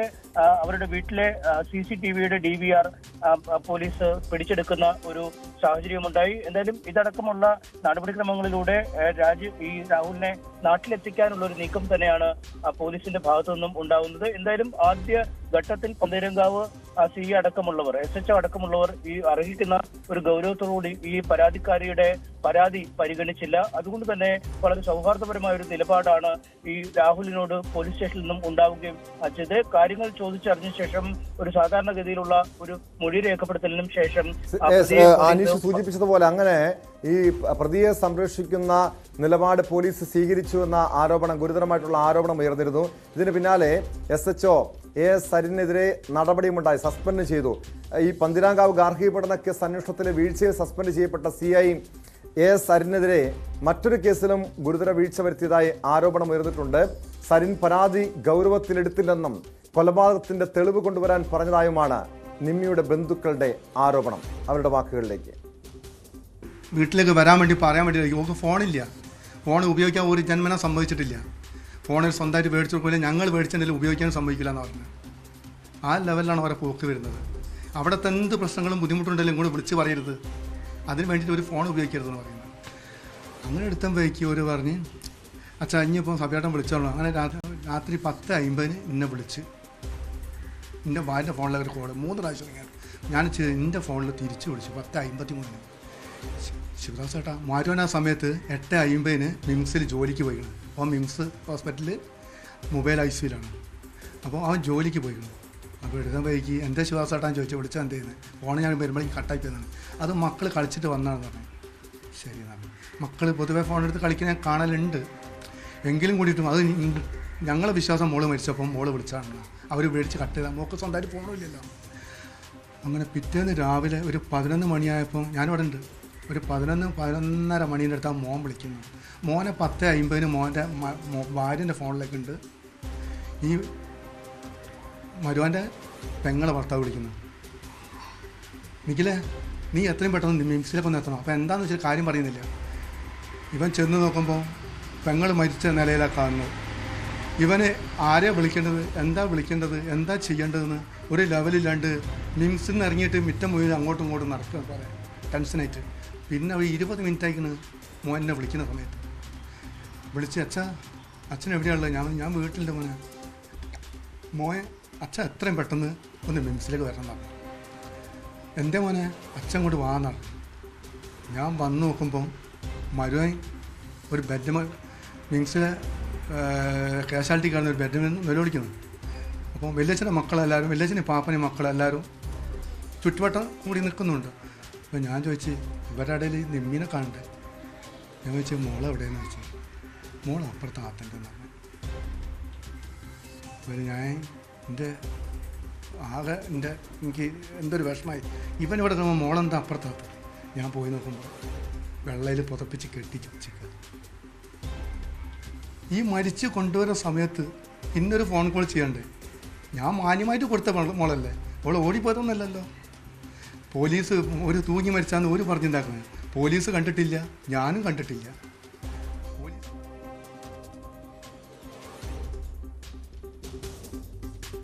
MS അനീഷ് കുമാറിലേക്ക് വീണ്ടും. അനീഷ്, ഈ സസ്പെൻഡ് ചെയ്യപ്പെട്ട SHO AS സരിനെതിരെ ഗുരുതരമായിട്ടുള്ള ആരോപണമാണ് ഈ നിമ്മി മരിച്ച ഭർത്തൃ വീട്ടിൽ മരിച്ച നിമ്മിയുടെ കുടുംബം ആരോപിക്കുന്നത്. അതായത് അതൊരു ആത്മഹത്യയല്ല, തങ്ങളുടെ മകൾ ആത്മഹത്യ ചെയ്യില്ല, കൊലപാതകമാണെന്ന പരാതി പോലീസിന് മുൻപാകെ അവർ ബോധിപ്പിക്കുന്നു. പക്ഷേ ഈ പോലീസ് ഉദ്യോഗസ്ഥൻ്റെ ഭാഗത്തുനിന്നും വളരെ മോശമായ രീതിയിലുള്ള ഒരു സമീപനമാണ് കുടുംബത്തിനോട് ഉണ്ടായത്. ഈ കേസിൻ്റെ ഒരു പശ്ചാത്തലം എന്താണ്? ഈ നിമ്മിയുടെ മരണം സംഭവിച്ചതെന്നാണ്. ഇതുമായി ബന്ധപ്പെട്ട് പിന്നീട് പോലീസ് കേസ് ഒത്തുതീർപ്പാക്കാൻ ശ്രമിച്ചു എന്നാണോ നിമ്മിയുടെ കുടുംബം ആരോപിക്കുന്നത്? അനീഷ്, ടോം, മാറാടി സ്വദേശിയായ നിമ്മി ഭർത്തൃ വീട്ടിൽ മരിച്ചത് മാർച്ച് 11-നാണ്. ഈ മരണം സംബന്ധിച്ച് നിമ്മിയുടെ പിതാവ് ബാബുരാജൻ ഈ പോലീസ് സ്റ്റേഷനിൽ പരാതി നൽകിയിരുന്നു. പന്തീരാങ്കാവ് SHO ആയിരുന്നു സരിൻ. ഇതേ കേസിലെ ആരോപണ വിധേയനായ സസ്പെൻഷനിലായ ഉദ്യോഗസ്ഥൻ തന്നെയായിരുന്നു അന്ന് ആ പോലീസ് സ്റ്റേഷനിലെ അന്വേഷണ ഉദ്യോഗസ്ഥനും SHOയും. എന്നാൽ ഈ പരാതി പറഞ്ഞിട്ടും പരാതി ഒരു തരത്തിലുമുള്ള ഗൗരവത്തിലെടുക്കാൻ ഈ സരിൻ തയ്യാറായില്ല എന്നും കൊലപാതകത്തിന് തെളിവ് കൊണ്ടുവരാൻ ഈ മരിച്ച നിമ്മിയുടെ അച്ഛനോട് ആവശ്യപ്പെടുകയും ചെയ്തു എന്നാണ് ഇപ്പോൾ അച്ഛൻ ബാബു രാജൻ നമ്മളോട് പറഞ്ഞിരിക്കുന്നത്. മാർച്ച് 11-ന് ഭർത്തൃ വീട്ടിൽ തൂങ്ങി മരിച്ച നിലയിലാണ് ഈ നിമ്മിയെ കണ്ടെത്തിയത്. 6ാം വിവാഹ വാർഷികത്തിന് ഒരാഴ്ച മാത്രം മുമ്പാണ് ഇത്തരമൊരു സംഭവം നടക്കുകയും ചെയ്ത് നിരന്തരമായി ഭർത്താവ് മൃദുൽ ഈ നിമ്മിയെ മർദ്ദിച്ചിരുന്നു. ഒപ്പം കൂടുതൽ സ്ത്രീധനം ആവശ്യപ്പെട്ട് നിരന്തരം പീഡിപ്പിക്കുകയും ചെയ്തു എന്ന് ചൂണ്ടിക്കാട്ടിയൊക്കെയാണ് പരാതി നൽകിയത്. എന്നാൽ ഈ പരാതി അർഹിക്കുന്ന ഒരു ഗൗരവമില്ലാതെയാണ് പരിഗണിച്ചതെന്നും ഒപ്പം തെളിവ് നൽകാൻ ഈ നിമ്മിയുടെ അച്ഛനോട്, മരിച്ച യുവതിയുടെ അച്ഛനോട് ആവശ്യപ്പെടുകയും ചെയ്തുവെന്നാണ് ഇദ്ദേഹം പറയുന്നത്. പന്തീരാങ്കാവ് SI തെളിവാണ് ചോദിച്ചിരുന്നത്. എന്നാൽ ഈ തെളിവ് ഹാജരാക്കാൻ എങ്ങനെയാണ് ഒരു സാധാരണ കുടുംബത്തിന് കഴിയുക എന്നത് വലിയ ചോദ്യമാണ്. ഈ കുട്ടികളടക്കമുള്ളവരുള്ള ഈ നിമ്മി ഒരിക്കലും ആത്മഹത്യ ചെയ്യില്ല. തലേ ദിവസവും കുടുംബവുമായി ഫോണിൽ സംസാരിക്കുകയും ഒക്കെ ചെയ്തിരുന്നുവെന്നും പറയുന്നു. ഒപ്പം ഈ നിമ്മിയെ ഭർത്താവ് മർദ്ദിച്ച വിവരം മറച്ചുവെക്കാൻ ഭർത്താവിന്റെ കുടുംബത്തിന്റെ ഭാഗത്തു നിന്നും ശ്രമം നടത്തുകയും ചെയ്തിരുന്നു. ഒപ്പം ഈ മൃതദേഹത്തിന് പോസ്റ്റ്മോർട്ടം ചെയ്യുന്നതിനുള്ള ഒരു താല്പര്യം പോലും ഭർത്താവിന്റെ കുടുംബത്തിന്റെ ഭാഗത്തു നിന്നും കാട്ടിയില്ല. തുടർന്ന് ഈ കുടുംബത്തിന്റെ നിർദ്ദേശപ്രകാരം അല്ലെങ്കിൽ അവരുടെ നിർബന്ധപ്രകാരമാണ് അത്തരമൊരു നടപടി ചെയ്തത്. തൂങ്ങി മരണമെന്നാണ് പോസ്റ്റ്മോർട്ടം റിപ്പോർട്ടിൽ രേഖപ്പെടുത്തുകയും ചെയ്തത്. പിന്നീട് സിറ്റി പോലീസ് കമ്മീഷണർക്കും മുഖ്യമന്ത്രിക്കും പരാതി നൽകിയെങ്കിലും ഒരു നടപടിയും ഉണ്ടായില്ല. ഇത് കള്ളപ്പരാതിയാണ് എന്ന രീതിയിലാണ് ഈ ഭർത്താവിന്റെ ഭാഗത്തുനിന്നുള്ള പ്രതികരണം ഉണ്ടായതെന്നും ഇവർ പറയുന്നുണ്ട്. എന്തായാലും ഈ നമുക്കറിയാം ഈ പന്തീരാങ്കാവ് കേസിലും അർഹിക്കുന്ന രീതിയിലുള്ള ഒരു ഗൗരവം ഈ കേസിന് നൽകിയില്ല എന്ന ആരോപണമാണ്. ഒപ്പം പരാതിക്കാരിക്ക് ഗൗരവം നൽകുന്ന രീതിയിലുള്ള ഒരു നീതി ലഭിക്കുന്ന രീതിയിലുള്ള ഇടപെടൽ സരിന്റെ ഭാഗത്തുനിന്നും ഉണ്ടായില്ല എന്ന ആരോപണമാണ് വന്നത്. അത് ഏതാണ്ട് പ്രാഥമികമായി നടത്തിയ അന്വേഷണത്തിൽ തന്നെ തെളിയുകയും ആ സരിനെ അന്വേഷണ വിധേയമായി സസ്പെൻഡ് ചെയ്യുകയും ചെയ്തിരുന്നു. വകുപ്പ് തലത്തിലുള്ള അന്വേഷണത്തിനും ഉത്തരവ് ഇറക്കിയിട്ടുണ്ട്. എന്തായാലും അതിന് യോജിക്കുന്ന രീതിയിൽ തന്നെ ഇയാളുടെ മുന്നിൽ വരുന്ന ഈ യുവതികളുമായി ബന്ധപ്പെട്ട അല്ലെങ്കിൽ പീഡനത്തിനിരയായ യുവതികളുമായി ബന്ധപ്പെടുന്ന കേസുകൾ അർഹിക്കുന്ന ഗൗരവത്തോടെ പരിഗണിക്കുന്നില്ല എന്നതിന്റെ ഏറ്റവും വലിയ ഉദാഹരണമാണ്. നമുക്കറിയാം ഭർത്താവിന്റെ വീട്ടിൽ ദുരൂഹ സാഹചര്യത്തിൽ ഒരു യുവതി മരിച്ചാൽ അല്ലെങ്കിൽ അതുമായി ബന്ധപ്പെട്ട് സ്ത്രീധന പീഡന അടക്കമുള്ള ആരോപണങ്ങൾ എത്തിയാൽ കുടുംബം പരാതി നൽകിയാൽ സാധാരണഗതിയിൽ അത് അന്വേഷിക്കുന്ന പതിവുണ്ട്. തൂങ്ങി മരണമാണ് അല്ലെങ്കിൽ ആത്മഹത്യ ചെയ്തതാണെങ്കിൽ പോലും അതിന്റെ പ്രേരണ അല്ലെങ്കിൽ അതുമായി ബന്ധപ്പെട്ട മറ്റു തെളിവുകൾ എന്നിവയൊക്കെ പരിശോധിക്കും. നമുക്കറിയാം ഈ വിസ്മയ അടക്കമുള്ള പല കേസുകളും ഇത്തരത്തിൽ ഈ ഭർത്താവിന്റെ ഇടപെടലുകൾ അല്ലെങ്കിൽ ഭർത്താവിന്റെ കുടുംബത്തിന്റെ ഇടപെടലുകൾ എന്നിവ പകൽ പോലെ വ്യക്തമായതാണ്. ഒരു പോലീസ് അന്വേഷണത്തിലൂടെ മാത്രമേ ഇത്തരം എന്തെങ്കിലും ദുരൂഹതകൾ ഈ മരണത്തിൽ. തീർച്ചയായും അനീഷ് സൂചിപ്പിച്ചതുപോലെ ഇത്തരം ഗാർഹിക പീഡന കേസ്, സ്ത്രീധന പീഡനത്തിന്റെ പേരിൽ ആത്മഹത്യയോ മറ്റ് ദുരൂഹ മരണമോ ഉണ്ടായാൽ പോലീസ് അത് ഗൗരവത്തിൽ പലപ്പോഴും അന്വേഷിക്കാറില്ല. ഇതൊരൊറ്റപ്പെട്ട സംഭവമല്ല. കോഴിക്കോട് പന്തീരാങ്കാവിലെ സരിൻ എന്ന SHOയെ പോലെ ഇതുപോലെ ആലുവയിൽ, എറണാകുളം ആലുവയിൽ 2021 സംഭവം ഉണ്ടായിരുന്നു. മൂഫിയ പർവീൺ എന്ന നിയമ വിദ്യാർത്ഥിനി ഭർത്തൃ വീട്ടിൽ ദുരൂഹ സാഹചര്യത്തിൽ മരിക്കുന്നു. പക്ഷെ ആ സംഭവത്തിലും പ്രതികളെ സംരക്ഷിക്കുന്ന നിലപാടായിരുന്നു അന്നത്തെ SHO ആയിരുന്ന സുധീർ, ആലുവയിൽ SHO ആയിരുന്ന സുധീർ സ്വീകരിച്ചത്. പിന്നീട് അയാൾക്കെതിരെയും നടപടി ഉണ്ടായി. ആ സംഭവത്തിൽ ഈ മൂഫിയ പർവീണിൻ്റെ കുടുംബം ഇപ്പോൾ ഈ പോലീസിനെതിരെ രൂക്ഷമായി വിമർശിച്ച് രംഗത്തെത്തിയിട്ടുണ്ട്. ഈ സ്ത്രീധന പീഡനങ്ങളിലെ നിലപാടുകളിൽ പോലീസിനെ രൂക്ഷമായി വിമർശിക്കുകയാണ് നിയമവിദ്യാർത്ഥിനി മൂഫിയ പർവീണിൻ്റെ പിതാവ്. സ്ത്രീധന പീഡനങ്ങളിലെല്ലാം പോലീസിന് മെല്ലെ പോക്ക് നയമാണ്. അവിടെ CI സരിനെങ്കിൽ ഇവിടെ സുധീറാണ്. പോലീസുകാർ പ്രതികളുടെ ബ്രോക്കർമാരാകുന്നുവെന്നും മൂഫിയ പർവീണിന്റെ പിതാവ് ആരോപിക്കുന്നു. മകളുടെ മരണത്തിൽ കാരണക്കാരായവരെ ഇപ്പോഴും ശിക്ഷിച്ചിട്ടില്ല. കുറ്റപത്രം സമർപ്പിച്ച് 1.5 വർഷമായിട്ടും പബ്ലിക് പ്രോസിക്യൂട്ടറെ പോലും നിയമിച്ചിട്ടില്ലെന്നും മൂഫിയ പർവീണിന്റെ പിതാവ് ന്യൂസ് 18നോട് പറഞ്ഞു. ജുഡീഷ്യറി ഇവർക്ക് ജാമ്യം കൊടുക്കുമ്പോഴൊക്കെ വളരെ ശ്രദ്ധിച്ച് കൊടുക്കുക. കാര്യം നിയമങ്ങളൊക്കെ ആയിരിക്കും. ഇപ്പം എൻ്റെ ഈ 1, 2, 3 പ്രതികൾ ഏകദേശം എനിക്ക് 40-50 ദിവസം കൊണ്ട് ജയിലിൽ കിടന്നുള്ളൂ. പുറത്തിറങ്ങി നമുക്ക് നിരന്തരമായ ശല്യമാണ് അവർ. നിരന്തരമായ ശല്യം എന്ന് പറഞ്ഞാൽ അവനെ ഭീഷണിപ്പെടുത്തി, അവനെ അങ്ങനെ പറഞ്ഞ് ഇങ്ങനെ പറഞ്ഞ് ഒരേ പ്രശ്നങ്ങളും എനിക്കും മകനും എൻ്റെ ഭാര്യയ്ക്കും എതിരെ നിരന്തരം കൊടുത്തുകൊണ്ടിരിക്കുകയാണ്. ഈ പുനരന്വേഷണം വേണമെന്ന് ഞാൻ സർക്കാരിലേക്ക് ആവശ്യപ്പെട്ടിട്ടുണ്ട്. കാരണം ഈ 3 പ്രതികളല്ല എന്ന് എനിക്ക് ഉത്തമ വിശ്വാസമുണ്ട്. അപ്പോൾ കൂടുതൽ തെളിവുകളൊക്കെ ആയിട്ട് കൊടുക്കണം എന്ന് പറഞ്ഞിട്ടുണ്ടെങ്കിൽ പുനരന്വേഷണം നടത്താൻ മിക്കവാറും ചാൻസ് ഉണ്ട്. പിന്നെ ഇതിൽ ഉൾപ്പെട്ട CL സുധീർ, അയാളിപ്പോൾ അർത്തിങ്കൽ SHO ജോലി ചെയ്യുന്നത്. എന്താ അവസ്ഥ എന്താണെന്ന് എനിക്കറിയില്ല. അപ്പോൾ ആളൊക്കെ ഇതിനകത്ത് പ്രതിപ്പട്ടികയിൽ വരേണ്ട ആളാണ്. ഞാൻ എൻ്റെ മകളുടെ പരാതി കൊടുത്തത് അന്നത്തെ റൂറൽ SP കാർത്തികിനാണ്.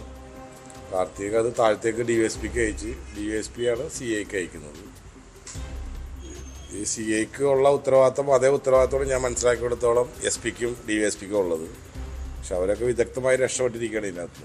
ഭർത്താവും ഭർത്തൃ വീട്ടുകാരും പീഡിപ്പിച്ചെന്നും പോലീസ് ഉദ്യോഗസ്ഥൻ മോശമായി പെരുമാറിയെന്നും ആരോപിച്ചാണ് ആലുവയിലെ നിയമ വിദ്യാർത്ഥിനിയായിരുന്ന മൂഫിയ പർവീൺ 2021 ജീവനൊടുക്കിയത്. ആജ്ഞ രവീന്ദ്രൻ ചേരുന്നുണ്ട് കൊച്ചിയിൽ നിന്നും ഈ വാർത്തയുടെ വിശദാംശങ്ങളുമായി. ആജ്ഞ, ഈ മൂഫിയയുടെ പിതാവ് നമ്മുടെ പോലീസ് സംവിധാനങ്ങൾക്കെതിരെ, നിയമ സംവിധാനങ്ങൾക്കെതിരെ രൂക്ഷമായ വിമർശനം ഉന്നയിക്കുന്നുണ്ട്. പന്തീരാങ്കാവിലെ 2 സംഭവങ്ങൾ ഇപ്പോൾ MS അനീഷ് കുമാർ സൂചിപ്പിച്ചു. നേരത്തെ നമ്മളടക്കം പുറത്തുവിട്ട പന്തീരാങ്കാവിലെ യുവതിക്ക് നേരിട്ട ക്രൂരമായ മർദ്ദനം, ഭർത്താവിൽ നിന്ന് നേരിട്ട ക്രൂരമായ മർദ്ദനം, അതിനുശേഷം നിമ്മി എന്ന യുവതിയുടെ ദുരൂഹമരണവുമായി ബന്ധപ്പെട്ട് പോലീസ് സ്വീകരിച്ച നിലപാടുകൾ, ഈ വിഷയത്തിലൊക്കെ പോലീസ് പ്രതിക്കൂട്ടിലാണ്. ഈ സംഭവങ്ങൾ, ഈ പന്തീരാങ്കാവിലെ സംഭവങ്ങൾ പരിശോധിക്കുമ്പോൾ നമ്മുടെയൊക്കെ മനസ്സിൽ ഓർമ്മ വന്നത് മൂഫിയ പർവീണാണ്. ഭർത്താവിൻ്റെയും പോലീസിൻ്റെയും ഒക്കെ മോശമായ പെരുമാറ്റം കാരണം, ഗാർഹിക പീഡനം കാരണം ജീവനൊടുക്കിയ യുവതി, ആ യുവതിയുടെ, മൂഫിയ പർവീണിൻ്റെ പിതാവ് ഇപ്പോഴും മകൾക്ക് നീതി കിട്ടാൻ വേണ്ടിയുള്ള നിയമ പോരാട്ടത്തിലാണ്. ആ കേസിൻ്റെ അവസ്ഥ ഇപ്പോൾ എങ്ങനെയാണ് ആജ്ഞ?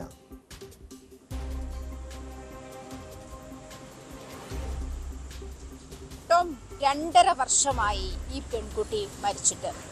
2021 നവംബർ 21 മൂഫിയ പർവീൺ ഈ പറയുന്ന CI സുധീറിന്റെ മോശമായ പെരുമാറ്റവും തനിക്ക് നീതി കിട്ടില്ല എന്നൊരു തോന്നലും കൂടി ഉണ്ടായ ശേഷം അവരെ ആത്മഹത്യയിലേക്ക് നയിക്കുന്ന സംഭവങ്ങൾ അങ്ങനെയാണ്.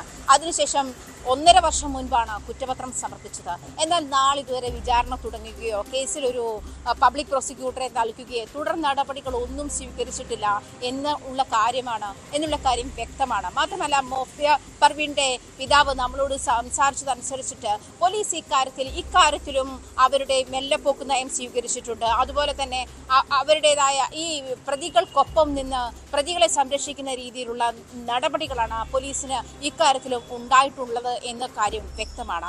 ഈ ഒരു സാഹചര്യത്തിൽ പോലും പോലീസ്, പ്രത്യേകിച്ചും നമ്മൾ പന്തീരങ്കാവ് വിഷയത്തിൽ വരെ വരുമ്പോഴും പോലീസിന്റെ നിലപാടുകൾ മാത്രമാണ്, പോലീസിനെതിരെയാണ് എപ്പോഴും വാദിഭാഗം വിമർശനം ഉന്നയിക്കുന്നു എന്നുള്ള കാര്യം ശ്രദ്ധേയമാണ്. സ്ത്രീധന പീഡനങ്ങൾ നമ്മുടെ മുന്നിൽ, സ്ത്രീധന പീഡന മരണങ്ങൾ, വിസ്മയ, ഉത്ര, തിരുവനന്തപുരത്തെ അത് വിവാഹത്തിലെത്തിയില്ലെങ്കിൽ പോലും ഡോക്ടർ ഷഹന തുടങ്ങിയ ആളുകളൊക്കെ ആത്മഹത്യയിലേക്ക് നയിച്ച ഒരു സാഹചര്യം മുന്നിൽ നിൽക്കുമ്പോൾ പോലും ഇതിനെതിരെ ശക്തമായി പ്രതിരോധിക്കാനോ അല്ലെങ്കിൽ എതിരെ ശക്തമായ നടപടികൾ ഉണ്ടാക്കാനോ നിയമം നടപ്പിലാക്കാനോ നമ്മുടെ നിയമ സംവിധാനങ്ങൾ തയ്യാറാകുന്നില്ല എന്നുള്ള കാര്യം അങ്ങേയറ്റം അപലപനീയമാണ് എന്ന് തന്നെ വേണം പറയാൻ. മാത്രമല്ല, ഈ ആളുകളൊക്കെ, ഈ സ്ത്രീധനം ചോദിക്കുന്ന ആളുകൾ അല്ലെങ്കിൽ ഭാര്യയെ ഭർത്തൃ വീട്ടുകാർ പീഡിപ്പിക്കുന്നു, ശാരീരികമായി പീഡിപ്പിക്കുന്നു, മാനസികമായി പീഡിപ്പിക്കുന്നു, ഇത്തരത്തിലുള്ള പരാതികൾ വരുമ്പോഴൊക്കെ ഇവരൊക്കെയും അഭ്യസ്തവിദ്യരായിരുന്നു എന്നുള്ള കാര്യവും ശ്രദ്ധേയമാണ്. പിന്നെ എന്ത് മെസ്സേജാണ് നമ്മുടെ സമൂഹത്തിൽ ഈ കുട്ടികൾ അല്ലെങ്കിൽ ഈ ആളുകൾ നൽകുന്നത് എന്നുള്ള ഒരു കാര്യം കൂടി ചോദ്യം കൂടി ബാക്കിയാവുകയാണ്. പക്ഷേ ഈ ഓരോ കേസുകൾ എടുക്കുമ്പോഴും നമ്മൾ ഈ പോലീസിന്റെ ഒരു മെല്ലപ്പൊക്ക് നയം അതല്ലെങ്കിൽ അലംഭാവം വ്യക്തമാണ് എന്നുള്ള കാര്യമാണ്. മാത്രമല്ല 2.5 വർഷം തീർച്ചയായും, കാരണം അതൊക്കെ ഈ പോലീസിന്റെ ഈ കേസുകളിലൊക്കെ അലംഭാവം വളരെ പ്രകടമായിരുന്നു. ഈ മൂഫിയുടെ പിതാവിന്റെ നിലവിലുള്ള തീരുമാനം എന്താണ്? കാരണം മകൾക്ക് നീതി കിട്ടുമെന്ന് പ്രതീക്ഷയുണ്ടോ? ഇതുവരെയും പബ്ലിക് പ്രോസിക്യൂട്ടറെ പോലും നിയമിച്ചിട്ടില്ല. ഈ ഒരു വിഷയത്തിൽ അദ്ദേഹത്തിന്റെ ഒരു അടുത്ത നീക്കം എന്തായിരിക്കും?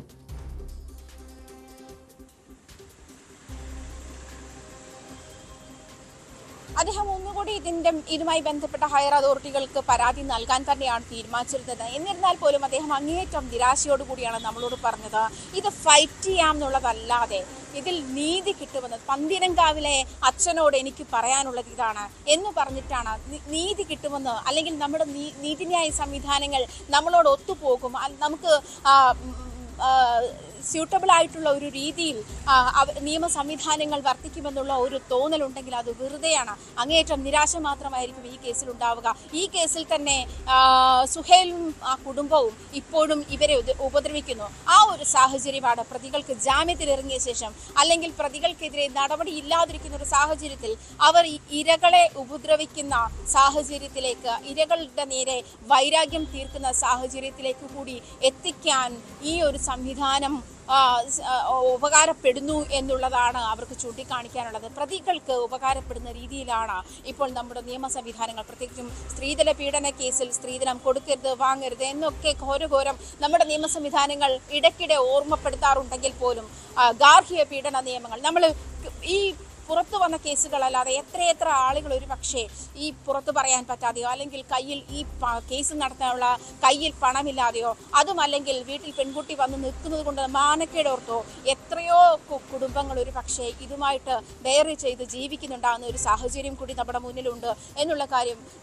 മറന്നു പോകരുത് എന്നുള്ളതാണ് നിയമ സംവിധാനങ്ങൾക്ക് മുന്നിൽ ഇത്തരം അച്ഛന്മാർ വന്ന് സംസാരിക്കുമ്പോൾ നമുക്ക് ഓർമ്മപ്പെടുത്താനുള്ളത് എന്നുള്ള കാര്യം വ്യക്തമാണ്. ടോം,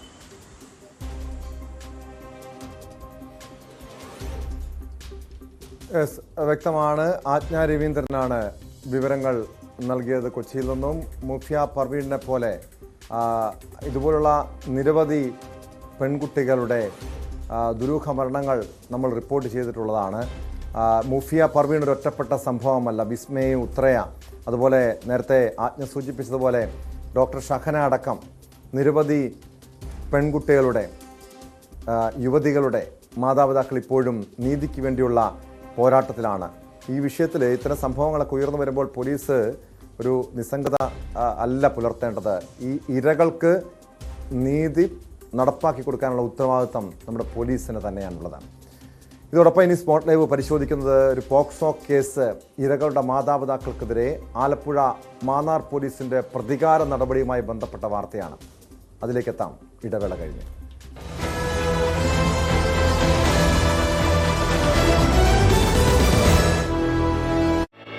തെളിവായ CCTV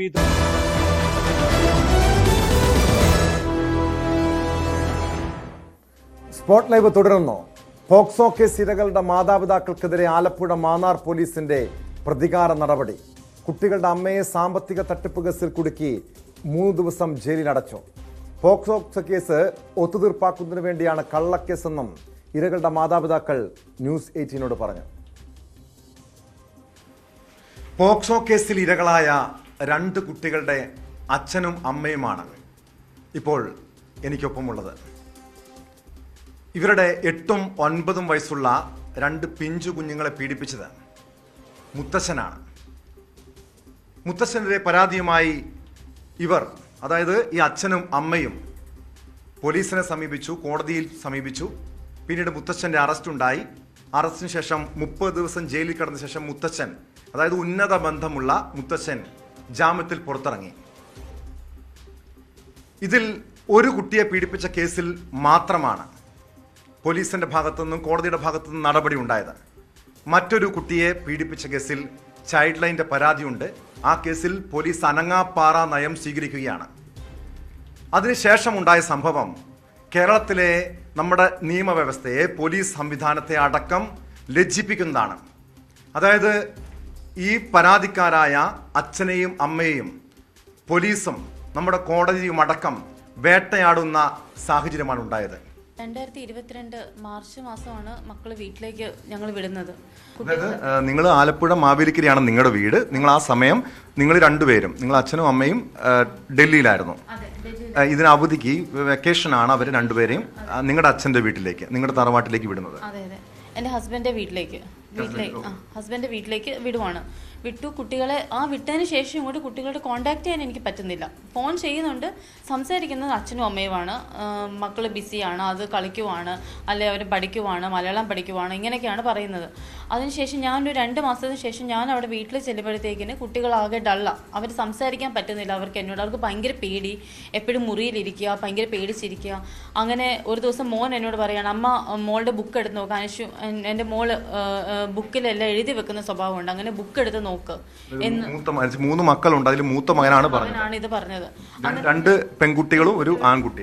മോൻ ഇതൊക്കെ കണ്ടതാണ്. മോൻ ഇതെല്ലാം കണ്ടു. അങ്ങനെ ഞാൻ ബുക്ക് വായിച്ചു നോക്കുന്നു. ബുക്കിൽ അന്നേരം മോള് എഴുതിയേക്കുവാണ്, I hate grandfather and grand mother, please God save us from അച്ഛ, അമ്മ ആൻഡ് അവർ ഫാമിലി എന്നൊക്കെ ഒരു മോൾ അതിനകത്ത് എഴുതി വെച്ചിരിക്കുവാണ്. Grandfather touches my private parts എന്നൊക്കെ പറഞ്ഞ് മോൾക്കുണ്ടായ അനുഭവങ്ങൾ മോൾ അതിനകത്ത് ആ ബുക്കിൽ എഴുതി വെച്ചിരിക്കുകയാണ്. ആ ബുക്കിൻ്റെ കോപ്പി എൻ്റെ കയ്യിലുണ്ട്. മോൾ എഴുതിയ ബുക്കിൻ്റെ കോപ്പി എൻ്റെ കയ്യിലുണ്ട്. അങ്ങനെ അത് കണ്ട് ഞാൻ ഭയങ്കരമായിട്ട് ഷോക്കായപ്പോൾ ഞാൻ മോളെ വിളിച്ച് സംസാരിച്ചു.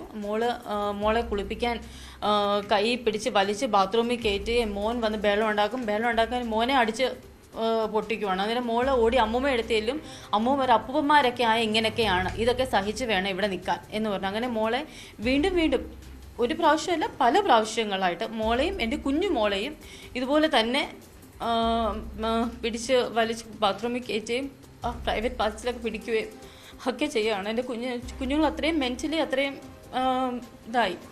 അങ്ങനെ അവൾ പേടിച്ച് ഭയങ്കര പേടിയാണ്. അത് സംഭവങ്ങൾ എന്നോട് പറയാൻ പോലും മോൾക്ക് ഭയങ്കര പേടിയാണ്. അങ്ങനെ മോൾ എന്നോട് ഇതെല്ലാം തുറന്നു പറഞ്ഞു. അങ്ങനെ ഇത് ബേസ് ചെയ്ത് കുറച്ച് ദിവസം ഞങ്ങളും ട്രോമയിലായിപ്പോയി. ഞാൻ ഹസ്ബൻഡിനോട് പറഞ്ഞു, ഹസ്ബൻഡ് അച്ഛനായതുകൊണ്ട് ചോദിക്കാനുള്ള മടി കൊണ്ട് എന്താണ് സത്യം, എങ്ങനെയാണ് ചോദിക്കുന്നത്, എന്ത് ചെയ്യണം, അവർക്ക് മനസ്സിലായി ഞങ്ങൾ അറിഞ്ഞു എന്നുള്ളത്. അവർ കുറേ നാടകം കളിക്കാൻ തുടങ്ങി വീട്ടിൽ. അങ്ങനെ അവസാനം ഒരു ദിവസം ഹസ്ബൻഡിനോട് അച്ഛനും അമ്മയും വിളിച്ച് മുറിയിലിരുത്തി പറയുവാണ്, മോനെ അച്ഛൻ ഇങ്ങനൊരു തെറ്റ് പറ്റിപ്പോയി. ഞാൻ ചോദിച്ചപ്പോൾ അദ്ദേഹം ഭക്ഷണം കഴിക്കാതെ കുറച്ച് ആക്ട് ചെയ്തു, ഞാൻ തൂങ്ങിച്ചാവുമെന്ന് പറഞ്ഞു. പിന്നെ എന്നെ ത്രട്ടൻ ചെയ്തു, ഞാനൊരു മിലിറ്ററിക്കാരനാണ്, ഞാനൊരു ബാൻ റെഡി ഒട്ടിക്കും, നിനക്കെന്നെ ഒന്നും ചെയ്യാൻ പറ്റത്തില്ല, എൻ്റെ പിന്നിൽ ഒരു ആശ്രമമുണ്ട്. അത് ഞങ്ങളുടെ ഫാമിലി ആയിട്ടുള്ള ആശ്രമമാണ്. അപ്പോൾ പറഞ്ഞ അവരൊക്കെ ഉണ്ട്, എന്നെ ആർക്കും ഒന്നും ചെയ്യാൻ പറ്റത്തില്ല, നീ എന്തോ ചെയ്യുന്നൊക്കെ പറഞ്ഞ് ഇത് ത്രട്ടൻ ചെയ്തു. നെയ്ബേഴ്സ് കേട്ടു, അവർ ജൂനിയൽ പോലീസിനെ വിളിച്ച് പറയാനൊരുങ്ങി. എന്നെ അടിക്കുമെന്ന് പറഞ്ഞു, നിങ്ങളിത് പറയുന്നില്ല എന്ന് പറഞ്ഞു. അങ്ങനെ ഞാനിത് പിന്മാറുന്നില്ല എന്നൊരു തോന്നൽ വന്നപ്പോഴത്തേക്ക് എന്നെ അമ്മ ഒരു ദിവസം റൂമിലേക്ക് വിളിച്ചിട്ട് ഡോറ് ക്ലോസ് ചെയ്തിട്ട് ഫാദറും അവിടെ സൈഡിൽ ഇങ്ങനെ ഇരിപ്പുണ്ട്, അത് മിണ്ടുന്നില്ല. എന്നെ സൈഡിൽ ഇരുത്തിയിട്ട് പറഞ്ഞ്, മോനെ പപ്പായ്ക്ക് ഒരു അബദ്ധം പറ്റിയതാണ്, ഇവള് അതായത് എൻ്റെ വൈഫ്, പേര് ഞാൻ പറയുന്നില്ല, എൻ്റെ വൈഫ് മറ്റൊരു വീട്ടിൽ നിന്ന് വന്നതാണ്, പുറത്തെ ഒരാളാണ്, നമുക്കിതിനകത്ത് തീർക്കാമെന്നുള്ളതിൽ നമ്മുടെ ആശ്രമത്തിനെയും നമ്മുടെ മൊത്തം എല്ലാത്തിനെയും ഇത് പ്രശ്നമാവും, ഒരുപാട് ആൾക്കാർ ഇത് ശ്രദ്ധിക്കപ്പെടും, കാരണം ആശ്രമം അല്ലെങ്കിൽ പൊളിഞ്ഞു പോകും, ഇതുമായിട്ട് ബന്ധപ്പെട്ട് നിൽക്കുന്നതാണ്. അതുകൊണ്ട് നീ ഇത് ഇവിടെ വെച്ച് തന്നെ നമുക്ക് ഇവിടെ തന്നെ അവസാനിപ്പിക്കാം, പപ്പായ്ക്ക് ഒരു അബദ്ധം പറ്റി, നിനക്ക് ഒരു പ്രാവശ്യം ക്ഷമിച്ചുകൂടെ എന്ന് എന്നോട് ചോദിച്ചു. ഞാൻ അപ്പം തന്നെ കട്ടലിൽ ചാടി എണീറ്റു. ഞാൻ പറയും, ഇതിന് വലിയൊരു സ്റ്റേറ്റ്മെൻറ്റ് എനിക്ക് ഇനി കിട്ടാനില്ല. ഓക്സോ കേസിൽ പ്രതിയും ആലപ്പുഴ മാന്നാർ സ്വദേശിയുമായ റിട്ടയർഡ് മിലിറ്ററി ഉദ്യോഗസ്ഥനെ രക്ഷിക്കാൻ പോലീസ് വഴിവിട്ട് ഇടപെട്ടതായാണ് പരാതി. ചൈൽഡ് ലൈൻ ഇടപെട്ടിട്ടും ആലപ്പുഴ പോലീസ് കേസ് ഒതുക്കാൻ ശ്രമിച്ചെന്നും കള്ളക്കേസിന് കുടുക്കിയതിന് പിന്നിൽ അഡ്വക്കേറ്റ് ഫെനി ബാലകൃഷ്ണനാണെന്നും മാതാപിതാക്കൾ ആരോപിക്കുന്നു. ഇദ്ദേഹത്തിൻ്റെ ഓപ്പോസിഷൻ ലോയർ എൻ്റെ വൈഫിനെ ഈ സംഭവം ബെയിൽ കിട്ടിയതിനെ വിളിച്ചിട്ട് പറഞ്ഞു, ഇതിന് പിന്മാറണം, ഇദ്ദേഹത്തിനെ ഈ കേസിന് കുറ്റമുക്തനാക്കിയാണ് കോടതി വിട്ടിരിക്കുന്നത്, നിങ്ങൾ ഈ നാടും വീടും വിട്ടുപോയിക്കണം. ഞാൻ ഏത് വക്കീലത്? ആ വക്കീലിൻ്റെ പേര് ഫെനി ബാലകൃഷ്ണൻ എന്നാണ്. അയാളെ വിളിച്ചിട്ട് പറഞ്ഞു, എൻ്റെ വൈഫിന് 21 കോൾ ചെയ്തു. 21 കോളിൻ്റെ റെക്കോർഡ്സ് ഞാൻ ഇപ്പം സാറിൻ്റെ കൊടുത്തിട്ടുണ്ട്. ആ കോൾ റെക്കോർഡ്സ് ഉണ്ട്. അറസ്റ്റ് ചെയ്തു. അദ്ദേഹം റിമാൻഡിൽ പോയി 30 ഡേയ്സിനുള്ളിൽ തിരിച്ചു വന്നു. 30 ഡേയ്സിൽ കോടതിയെ തെറ്റിദ്ധരിപ്പിച്ച ചില വിവരങ്ങൾ പറഞ്ഞിട്ടുണ്ട്. അതെല്ലാം നമ്മൾ ഇവിടെ സാറിൻ്റെ അതിൻ്റെ ഡീറ്റെയിൽസെല്ലാം കൊടുത്തിട്ടുണ്ട്. അതിനകത്ത് തിരിച്ചു വന്നതിന് ശേഷം രശ്മിയെ നേരെ ഈ പറഞ്ഞ പർട്ടിക്കുലർ പോലീസ് സ്റ്റേഷനിലേക്ക്, മാന്നാർ എന്ന് പറഞ്ഞ പോലീസ് സ്റ്റേഷനിലേക്ക് വിളിക്കുകയും അവിടെ നിന്ന് CAയും ഈ വക്കീലും കൊണ്ടിരിപ്പുണ്ട്, ഈ ഫെനി ബാലകൃഷ്ണൻ, അവിടെ നിന്ന് ത്രട്ടനിങ് ആണ്. അതായത് ഇദ്ദേഹത്തിന് വെറുതെ വിട്ടിരിക്കുകയാണ് കോടതി, വേഗം തന്നെ നിങ്ങൾ അത് ഈ CAയുടെ പ്രസൻസിലാണ് ഈ ഫെനി പറയുന്നത്. അതായത് വീടും നാടും വിട്ട് ഇവിടുന്ന് പൊക്കോണം, ഞാൻ പ്രമാദമായ അഡ്വക്കേറ്റാണ്, ഞാൻ കേരളത്തിലെ പ്രമാദമായ അഡ്വക്കേറ്റാണ്, എനിക്ക് പുഷ്പം പോലെ ഇദ്ദേഹത്തെ എടുത്തുകൊണ്ട് വരാം, കണ്ടോ ഇദ്ദേഹത്തെ വെറുതെ വിട്ടിരിക്കുന്നു, ഒരു കണ്ടീഷനും ഇല്ല, ഒന്നുമില്ല, നിങ്ങൾ വേഗം നാട് വിട്ടോണം, വിക്ടിംസിനോട് അദ്ദേഹത്തിനെ താമസിപ്പിക്കും ഇന്ന് രാത്രി എന്ന് പറഞ്ഞ് വീടിൻ്റെ വാതൊക്കെ വരുവാണ്. നാട്ടുകാരെല്ലാം കൂടി പോലീസിനോട് പറഞ്ഞ് ഇപ്പം തന്നെ എഴുതി തരാൻ പറ്റുമോ എന്ന് ചോദിച്ചു, കൂടെ താമസിപ്പിക്കുക. അങ്ങനെ അവരെല്ലാം തിരിച്ചുപോയി. അതിനുശേഷം എൻ്റെ വൈഫിനെ വിളിച്ച് കുറേ ത്രട്ടം ചെയ്തു. ഇതുകൊണ്ട് തന്നെ ഫോൺ കോൾസ് ചെയ്തു. എന്നിട്ട് ഞങ്ങൾ ബാർ കൗൺസിലും ബാർ അസോസിയേഷനിലും എല്ലാം ഞങ്ങൾ രേഖാമൂലം പരാതി നൽകി. ഇയാൾ വിളിച്ച കോളിൻ്റെ ഡീറ്റെയിൽസ് ഉൾപ്പെടെ എല്ലാം കൊടുത്തു. ഈ കുട്ടികളുടെ മാതാപിതാക്കളുടെ ആരോപണം പൂർണ്ണമായി നിഷേധിക്കുകയാണ് അഡ്വക്കേറ്റ് ഫെനി ബാലകൃഷ്ണൻ. കുട്ടികളുടെ രക്ഷകർത്താക്കളുമായി സംസാരിച്ചിട്ടുണ്ടെന്നും അത് കേസ് ഒത്തുതീർപ്പാക്കുന്നതിന് വേണ്ടി ആയിരുന്നില്ലെന്നും ഫെനി ബാലകൃഷ്ണൻ പറഞ്ഞു. ഇരകളുടെ രക്ഷകർത്താക്കൾ ഉൾപ്പെട്ട കേസ് താൻ ഏറ്റെടുക്കണമെന്ന് ആവശ്യപ്പെട്ടിരുന്നു. കേസുകൾക്ക് പിന്നിൽ സ്വത്ത് തർക്കമാണെന്നും ഫെനി ആരോപിക്കുന്നു. യാതൊരു കാര്യമില്ല അതിനകത്ത്. എന്നുവെച്ചാൽ അവരെ വിളിക്കേണ്ട എനിക്ക് യാതൊരു കാര്യമില്ല. എന്താ വെച്ചാൽ പോക്സോ കോടതിയിൽ ഓൾറെഡി കേസ് പരിഗണനയിലാണ്. അവർ മൊഴി ഓൾറെഡി കൊടുത്തു കഴിഞ്ഞു. മൊഴി കൊടുത്ത കേസിനകത്ത് പിന്നെ അത് നമുക്ക് കോംപ്രമൈസ് ചെയ്യാൻ പറ്റത്തില്ല. പിന്നെ എനിക്കറിഞ്ഞു അവർക്ക് പോയ പൈസ അവർ പരാതി കൊടുത്ത് അവരുടെ രേഖമൂലം എന്തായാലും ഒരാളെ കൊണ്ട് പരാതി കൊടുക്കാൻ എനിക്കിപ്പോൾ ശരണയെ കൊണ്ട് പരാതി കൊടുപ്പിക്കാൻ ശരണയിൽ എന്തെങ്കിലും ഡോക്യുമെന്റ്സ് ഉണ്ടെങ്കിലല്ലേ പരാതി നിലനിൽക്കത്തുള്ളൂ. അവരെ വെട്ടിച്ചു തട്ടിപ്പ് നടത്തി അവർക്ക് ഫുൾ റെക്കോർഡ്സ് കോടതിയിൽ ഹാജരാക്കിയിട്ടുണ്ട്. മാന്നാർ പോലീസിൽ ഹാജരാക്കി അവരെ അന്വേഷണം നടത്തിയതിന് ശേഷമേ പ്രതി അറസ്റ്റ് ചെയ്യുള്ളൂ എന്ന് പറഞ്ഞു. കുട്ടികളുടെ മുത്തച്ഛന്റെ പോക്സോ കേസ് കൈകാര്യം ചെയ്യുന്നത് ഫെനിയാണോ? മുത്തച്ഛന്റെ പോക്സോ കേസിൽ കൈകാര്യം ചെയ്യുന്നത് ഞാനാണ്. തെലങ്കാനയിലെ കേസുകൾ ഏകദേശം ഒരു 3-4 കോടി രൂപയുടെ ബാധ്യതയുണ്ട് ഇവർക്ക്. അന്ന് മോനെ ഈ പ്രായം ചെന്ന 2 മാതാപിതാക്കളെ അവർ ഈ സ്വത്ത് വിൽക്കണമെന്ന് പറഞ്ഞിട്ടുള്ള പ്രഷറൈസ് ചെയ്തുകൊണ്ടിരിക്കുകയാണ്. അതിന് അവർ വഴങ്ങിയില്ല. അവർ ചാവുന്നവരെ അവിടെ കിടക്കട്ടെന്ന് പറഞ്ഞു. അത് അസഹനീയമായ ശേഷമാണ് ഈ മാതാവ് അവർ മജിസ്ട്രേറ്റ് കോടതി ചെങ്ങന്നൂരിൽ പോയി. അവിടെ നിന്നൊരു DV ആക്ട് പ്രകാരം അവർക്കൊരു ഓർഡർ കിട്ടി. അതായത് ഈ മോനും മരുമോളും കൂടെ ഇവരെ പീഡിപ്പിക്കരുതെന്ന്. ഇത് ഒരു സെറ്റിൽമെന്റ് ആവാത്ത ഒരു സ്ഥിതി കിടന്നപ്പം തെലങ്കാനയിലോട്ട് ഇവർക്ക് പോകാനും പറ്റത്തില്ല. ഇവര് വീട്ടിൽ നിന്ന് ഉള്ളിലോട്ട് ഇറങ്ങത്തുമില്ലായിരുന്നു. തെലങ്കാന സെറ്റിൽഡ് ആളുകളാണ് ഒന്നുമല്ല. അവര് ഓരോ താവളങ്ങളാണ്. ഇപ്പം വേണ്ട അവര് മാന്നാറിലാണ് താമസിച്ചുകൊണ്ടിരുന്നത്. അവിടുന്ന് പിടിക്കപ്പെടുമെന്ന് അറിഞ്ഞപ്പോഴത്തേക്ക് അവര് താവളം എറണാകുളത്തേക്ക് മാറ്റി. അവിടെയൊക്കെ സ്ഥിരമായിട്ടൊരു സ്ഥലമൊന്നുമില്ല. അവർക്ക് ഇന്നിപ്പോൾ എറണാകുളം ആണെങ്കിൽ നാളെ തെലങ്കാന, അങ്ങനെ മാറി നിൽക്കുവർ. അങ്ങനെ ആ പോലീസുകാരെ ടവർ ലൊക്കേറ്റ് ചെയ്ത് പിടിച്ചത്. ഈ സ്വത്തുക്കൾ കൈമാറ്റം ചെയ്യാത്തതുകൊണ്ടും വിരോധത്തിലാണ് ഈ പോക്സോ കേസ് കൊടുത്തത്. പോക്സോ കേസ് കൊടുത്തു കഴിഞ്ഞ് ഈ അച്ഛനെ ജയിലിനകത്ത് അടച്ചു. കേസുകളുണ്ട് പോക്സോയുമായി ബന്ധപ്പെട്ട് അത് പറയാം. ഒരു കേസ് രജിസ്റ്റർ ചെയ്തിട്ടുള്ളായിരുന്നു. ആ രജിസ്റ്റർ ചെയ്ത ശേഷം ഇവർക്ക് ഇദ്ദേഹത്തിന്റെ വാദം ഞാൻ പറഞ്ഞു, ഇവർക്ക് സിവിൽ കേസ് ഉണ്ടെന്നും മോന്റെ ഇങ്ങനെ സംഭവം ഉണ്ടെന്നും ശേഷം ഞാൻ കോടതിയെ ബോധിപ്പിച്ചു. കോടതി ആ ഗ്രൗണ്ട്സിൽ ഈ ഇദ്ദേഹത്തിന് ജാമ്യം കൊടുത്തു. ഇവർ തമ്മിൽ ഒരു സാമ്പത്തിക ഇടപാടോ സിവിൽ കേസുകളോ നിലനിൽക്കുന്ന DV ആക്ട് നിലനിൽക്കുന്ന, അപ്പോൾ അത് വിശ്വസിക്കാൻ പറ്റത്തില്ലെന്ന് പറഞ്ഞിട്ട് അത് ജാമ്യം കൊടുത്തതിന് ശേഷം പറഞ്ഞിട്ട് ഇവര് അടുത്ത 2 കേസുകൾ കൊടുത്ത് എൻ്റെ മറ്റു മക്കളെ കൂടെ പീഡിപ്പിച്ചു. ആദ്യമത്തെ കേസ് തങ്ങളുടെ സംഭവം ഇല്ല. ആദ്യമത്തെ ആൾക്ക് ഒരു ഒറ്റ മോളെ പീഡിപ്പിച്ചു. എത്ര നാളുകളുടെ വ്യത്യാസത്തിലാണ് ഈ 2 കേസുകൾ? ഇത് വന്നതിന് ശേഷം 1 വർഷത്തിന് ശേഷമാണ് അവർ കൊടുത്തത്. ശരണ്യ സ്നേഹജൻ ചേരുന്നുണ്ട് ആലപ്പുഴയിൽ നിന്നും വിശദാംശങ്ങളുമായി. ശരണ്യ, ഇത് 2022 നടന്ന പോക്സോ കേസാണ്. കഴിഞ്ഞ ദിവസമാണ് ഈ ഇരകളുടെ അമ്മയെ പോലീസ് മറ്റൊരു സാമ്പത്തിക തട്ടിപ്പ് കേസുമായി ബന്ധപ്പെട്ട് അറസ്റ്റ് ചെയ്യുന്നത്. അങ്ങനെയാണ് നമ്മളുമായി അവർ സംസാരിക്കുന്നത്. ന്യൂസ് 18 ഇതുമായി ബന്ധപ്പെട്ട ഈ പോക്സോ കേസുമായി ബന്ധപ്പെട്ട കാര്യങ്ങളും അഡ്വക്കേറ്റ് ഫെനി ബാലകൃഷ്ണൻ ഇവർ പറഞ്ഞ കാര്യങ്ങളൊക്കെ കൃത്യമായി സംപ്രേഷണം ചെയ്തിരുന്നു. ഇപ്പോൾ ഫെനി ബാലകൃഷ്ണൻ അത് നിഷേധിച്ച് രംഗത്തെത്തുകയാണ്. ഫെനി പറയുന്നത് ഈ ഒരു 3 പോക്സോ കേസ് ഉണ്ട് എന്ന കാര്യം ഫെനി ശരിവെക്കുന്നുണ്ട്.